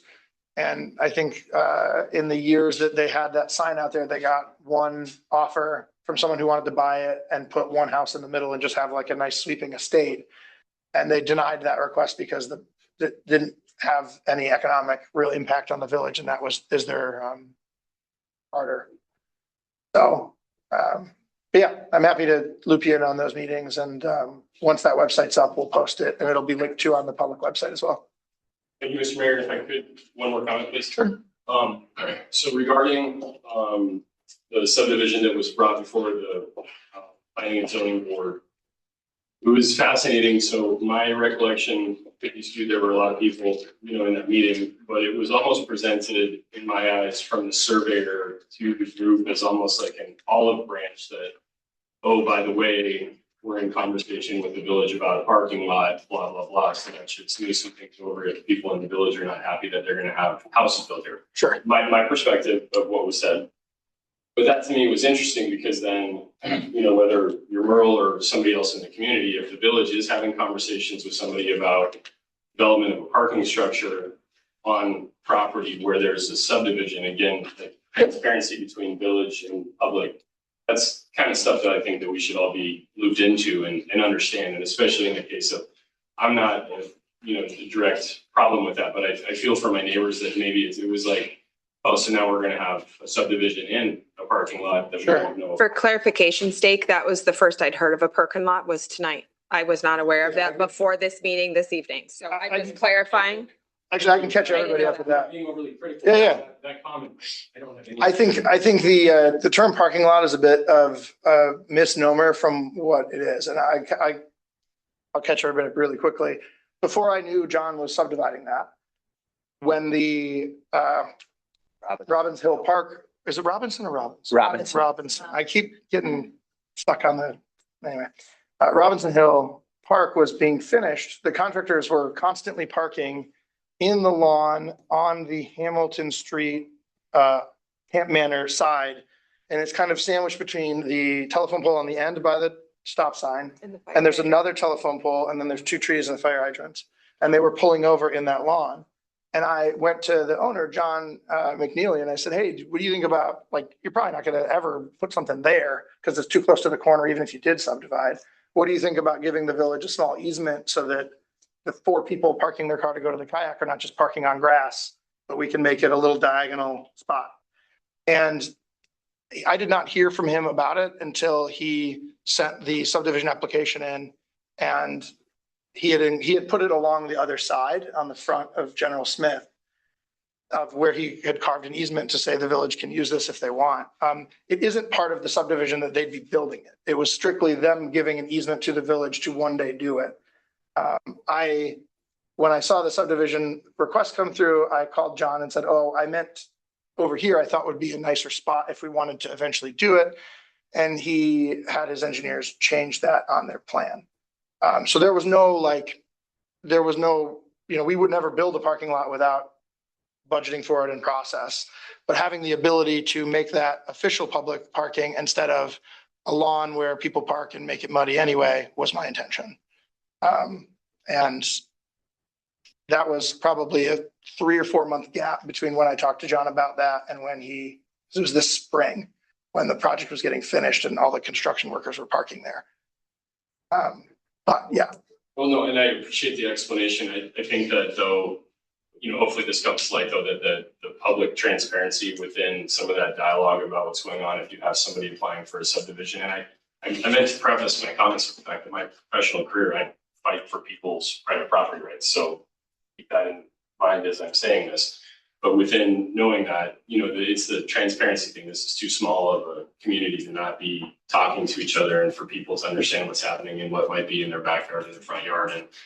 And maybe it's a lack of involvement and we should be around more, or maybe there are other conversations that are going on. But I think your explanation makes me kind of understand where it came from and probably just wasn't great timing of the surveyor to present to everybody at the planning. Yeah, to be honest, I expected, the parking lot behind the Harbor Master, the previous owner, I own that now, but the previous owner, Tyler Bartlett, negotiated a sale with heavily caffeinated today. I have to drive to Rochester after this. What are you doing? You're throwing things at. Yeah, I'm going to be on the road till 1, so I haven't had a lot of coffee today. I expected him to, Tyler sold that to the village and the village paid for it. And when I found out about that, I was like, well, I have to wait to even offer to buy it because I don't want it to look like I'm buying it because this is unknown. So I waited until the wholesale closed and everything to even offer to buy the property. But I expected John to come back and say to the village, oh, I'll sell you this piece for this much money. And then we'd discuss it. And he just decided, oh, I'm not going to use it. It'd be nice as part of the subdivision. So it was the first I had heard after just saying to him, hey, this might be a good idea one day, was when that was presented to the planning board as a subdivision request. And so at that point, it's, if he was planning to build it, it would be in a different question for the planning board of like the actual surface area. But the subdivision just grants an easement to the village for that spot to use for parking if we decided to. But we're not purchasing it. That wasn't part of the presentation. No, I don't even think there's anything marked on the subdivision application. Okay. There was a- Well, the I know copy that online they were sent me- talking about that there was going to be a parking lot as Yeah. part of the subdivision too, but I hadn't Yeah. seen the subdivision paperwork, so I didn't know if that was Yeah, accurate. I think people thought like a parking lot meant like the one behind the Harbor House, just like a big square, and not just like making it so you can parallel park without blocking the road. Or diagonal.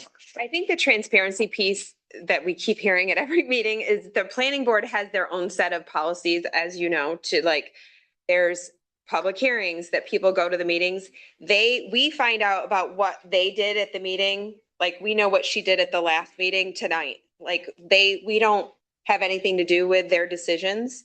They tell us what decisions are made after the fact. And then again, if there's a complaint or someone wants to file some sort of, I don't know what the right term is, then it might come to the village and then we would get involved. So the transparency piece is here because they report to us. Sure. After the fact. I respect that. I just, again, from my perspective, having sat through that meeting, he said there are conversations that the village about. I feel like he misspoke because it sounds like there weren't conversations being had. So it's Okay. perfectly fair. Okay. That's where I think we can. Okay. Community is the size. Well, I appreciate you asking because hopefully that you can go spread the word and clarify that conversations have not happening with the village. I don't know where that came from. So, But yeah. That's a matter of, opinion. I mean, obviously, the conversations have happened that way, so, I mean. About having people park out front of Robinson Park, though, I don't think he was saying that the village was going to purchase that property. It was just, did we have access to park there? I think that was just a difference of wording. But on the other, just one comment. You're good. The development on Ambrose Street, Mhm. south of Ambrose Street, is that where you're talking about the property south of it? South and north, yeah. South and north, on Yes. both sides? Yes. Okay, have we, it's my fault if I missed it on the website, have we put anything on the village website regarding that? Regarding what? The proposed, We're still in the We process don't of have the designing design, them. So no. Finalized to post it, but we did during the planning phases, we posted and had hearings about it multiple times. It was at village meetings, I would say it might have been late 2024, 2025. There have been no postings on the website, and there have been no hearings, no discussion with the public about the design of the north parcel or the south parcel. thank you. We had those public forums back in 2023 when we presented opposition to the initial discussion of what to do with that property. Since then, I think May or June of last year, sort of out of the blue, the village board decided to allow development on the north parcel. There had been no public discussion, nothing on the website. And I think if anyone checks the minutes from that decision, which is, I think, a one sentence decision or one sentence line in the minutes until now, I think you'll find virtually nothing in the minutes about any discussion, definitely not about the design, number of lots, anything. We haven't had any discussion here about it. But you just said you did. No, we voted, during the vote, that if it was last June, that's longer ago than I thought, that was the fall. But when Eric brought it up, I know you were upset and you wanted to have another public hearing about it. And the board voted unanimously that we had talked it through multiple times. Yeah, in 2023, 2 Yeah. years prior. Well, There were, I think, two public forums that the village board that were put on by the Heritage Area Committee. We had PowerPoints with people here. Yep. They were not public hearings. They were just public information meetings to present issues with development on that property. And after that, there was nothing until I think it was either May or June of last year when out of the blue, the village board voted to allow development on the north parcel. In between, there were no discussions about development. Since that time, there have been no discussions as far as information provided to the public hearings, nothing. I mean, check the minutes. No, I'm not arguing with you that there has been. I've been to every board meeting, so in the past, you said in the past year and a half, we've had public hearings, information has been presented. If it was, I When the think I public thought the forums were public hearings, so perhaps I was. No, they were informal, public, remember, because there were no minutes taken, they weren't even public, they weren't even village meetings. They were published on the website as Whether they were a meeting public. for public information. There were no minutes taken. Okay, if you have a public hearing, you gotta have a minute, you got to have minutes. That's why I went back and I looked at all the minutes for a year because I was looking. We haven't for had information. anything that's recorded. That's what I'm It's been- wondering, right? So it's What is been required? over the last 3 years. So I thought the public hearings were 2 years ago. Maybe they were 2.5 or 3. The vote with Eric was last. They were I think March of 2023, I believe. The village board then voted unanimously, as did the LDC board. There was no vote. It was a meeting, in which because we laughed about this. In order to move forward with the project, after those hearings, at the next public board meeting, we voted to proceed and to have the LDC act as lead developer. On the south parcel. Yes. A year later, or a year and a half, or some time in the middle of then to now, I don't know exactly, it was June, you're saying June, I believe you. We had gone through, Eric had come by a few months before to discuss something about feasibility. And then he brought a proposal, which the LDC had gathered and voted on, pending board approval, for, rather than phase it out, which was the original plan, the economics didn't make sense to cut the road multiple times, and you have to, it just worked out that it would be not much more expensive to do both together rather than do the south parcel first. We brought that up. You didn't like it. You said you wanted to have more public hearings about it. Everyone on the board said, we've done that. We've had those public hearings. The same small group of people has been upset about it, and you keep telling us you're upset about it, and we understand, but we've already voted on this. And then we voted to do it again. I want to clarify, there have never been any public hearings. We had public information meetings, I believe 2. They were not public hearings, and there was nothing to have a public hearing about. It was about the general concept of whether those parcels should be developed. Right. If there And then- wasn't and then- anything to have a public hearing about, then why would we have had one? We who were in opposition to it wanted to present information to the public. You did, though. And that's why we did it. David, It was not a village board public hearing. Dave, we also gave you a year to pursue grants, Yeah, which you did. We did. And a year later, when nothing was in hand, is when I think the village and the LDC both. And we had voted said to that move was the forward. plan at the That's beginning. fine. My point is, the mayor made the statement that a year and a half ago, there were public hearings and information was put out about the design and about the development, and that simply didn't happen. You hosted some public meetings about what you would like to do.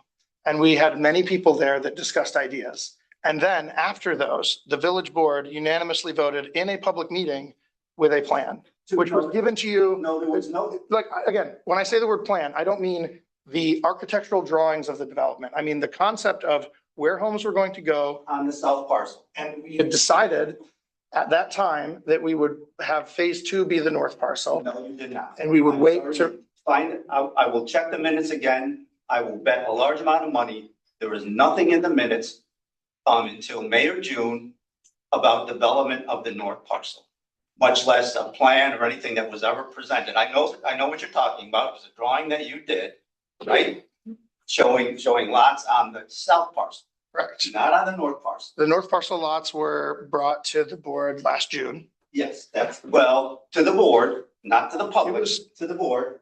It was brought here in the public meeting to say, should we do this in one phase instead of 2? The public doesn't get a chance to go through the documents that you see. They weren't on the website.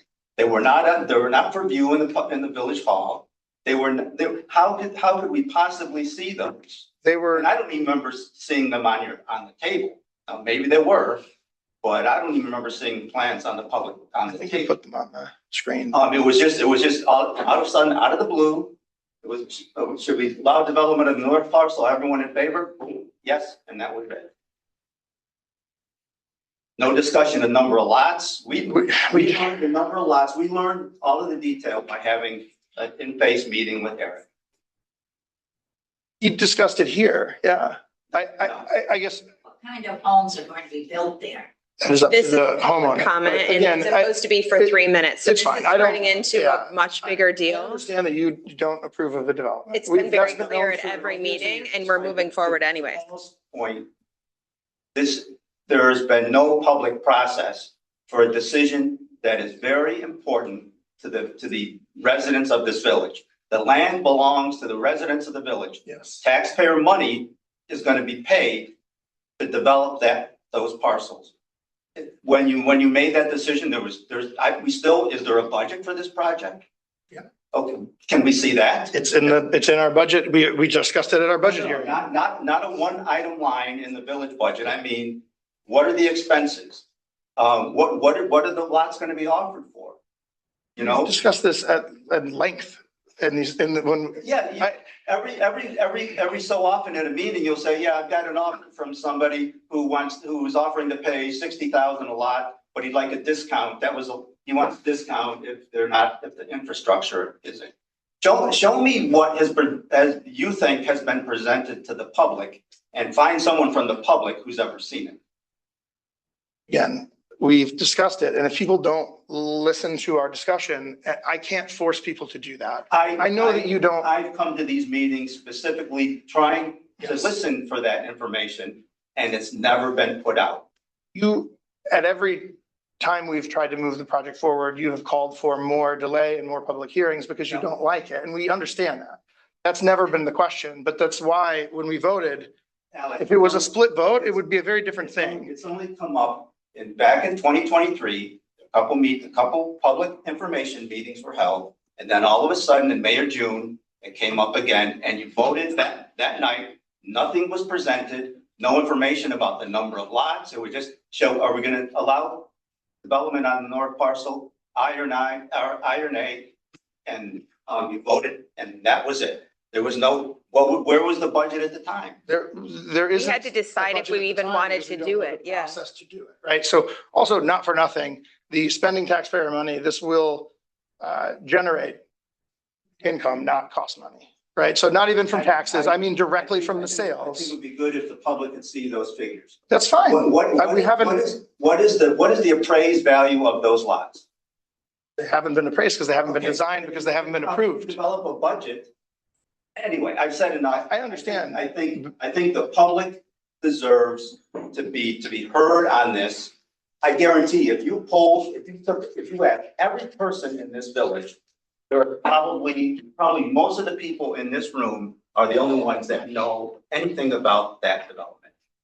That's the case with a lot. All those public meetings, though, we only had 25 people or so, and every person in the room was very vocal about the fact that the 25 people compared to 3,000 residents, right? Well, it's 1,400, but Yes. but once again, it's a matter of who knows about it. I feel like it's the same old question, right? We always say we're putting information out and people aren't reading. It happens all the time. It happened then. But isn't It it telling continued. that everyone who showed up was opposed? Well, when you're opposed to it and you organize the meeting and you call the people that you know are opposed to it, no, it's not. I can talk to 100 people that think that building homes to keep the school going is important. Most of them are working parents. I agree. I agree. So, Not on that parcel. and not on Shaw Harbor and not at Harbor Haven. Everybody has not when it's, the problem is we have to build somewhere. There are approved subdivisions that aren't moving forward. Those are funding issues, right? So this is a publicly, we have the funding. I just wanted to correct. I understand you don't. Made statements that were not correct. If I called it a public hearing and in fact it was a public meeting, that's my mistake. But we had a meeting with That's not my public point. people. I'm not quibbling over semantics. The point is, anyway, I've said what I had to say.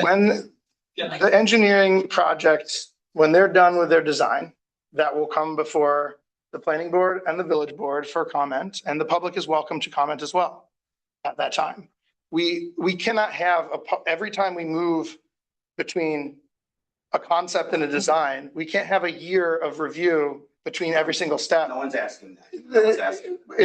It seems like every time we move the ball forward, that's what you're asking. We moved it forward. And that's why the board voted unanimously to move forward. And you were here saying you didn't like that, but we did.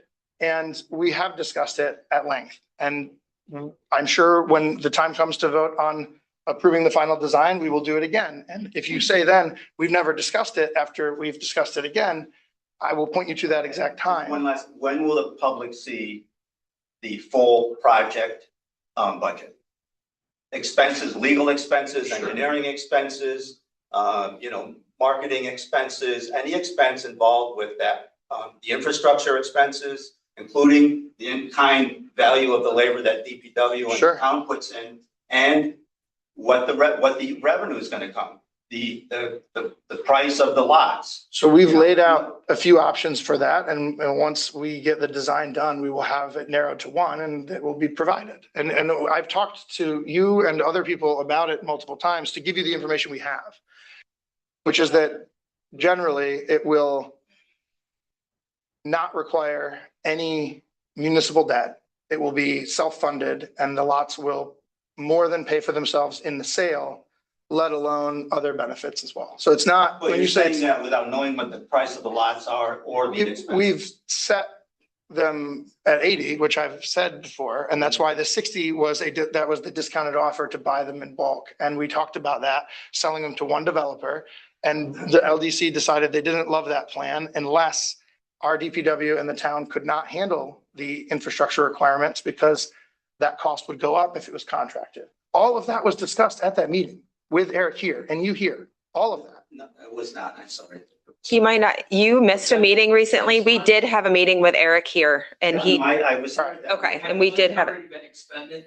No, The LDC has spent money. The LDC has Not spent, us. no, the LDC, Didn't have it in their budget? no. Okay, my comment was related to marketing of it. we haven't started that yet. Right, because you're getting a number of questions from people and other people have too. Well, Sure. Gee, We're not ready to market it yet because we don't have a solid plan. We're Yeah. like, you're like 3 steps ahead of where we are. We're still in that process of trying to, the website we can't yet because we don't know what the plan looks like. I don't want to say lands for sale, but we don't know how much. We don't know how big the lots are. That makes us look silly, right? We We're need to waiting for know. the Department of Health specifics to approve in it, that too. because if they have to make changes to our design, then we want to have that locked down before we market it. Need specifics. I meant that, announcing that proposed development on Emerald Street.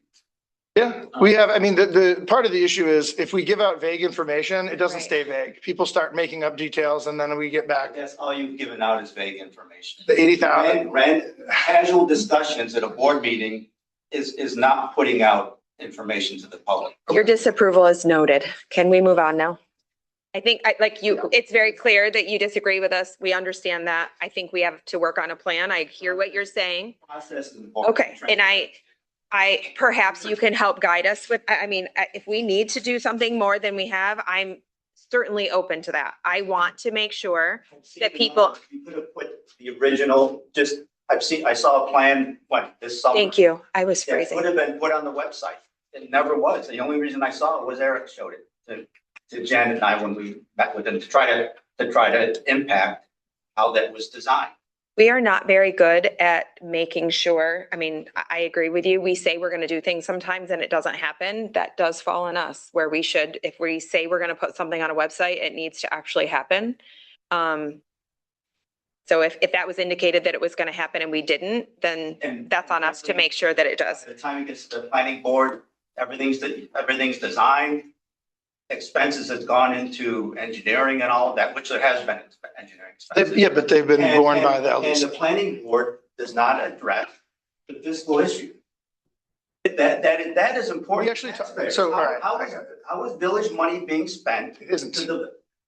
We haven't spent So, anything yet, listen, though, well, so I hear will what say you're that I promise, David, we have talked about this saying. LDC. at large, and we talked about it at the meeting with Eric.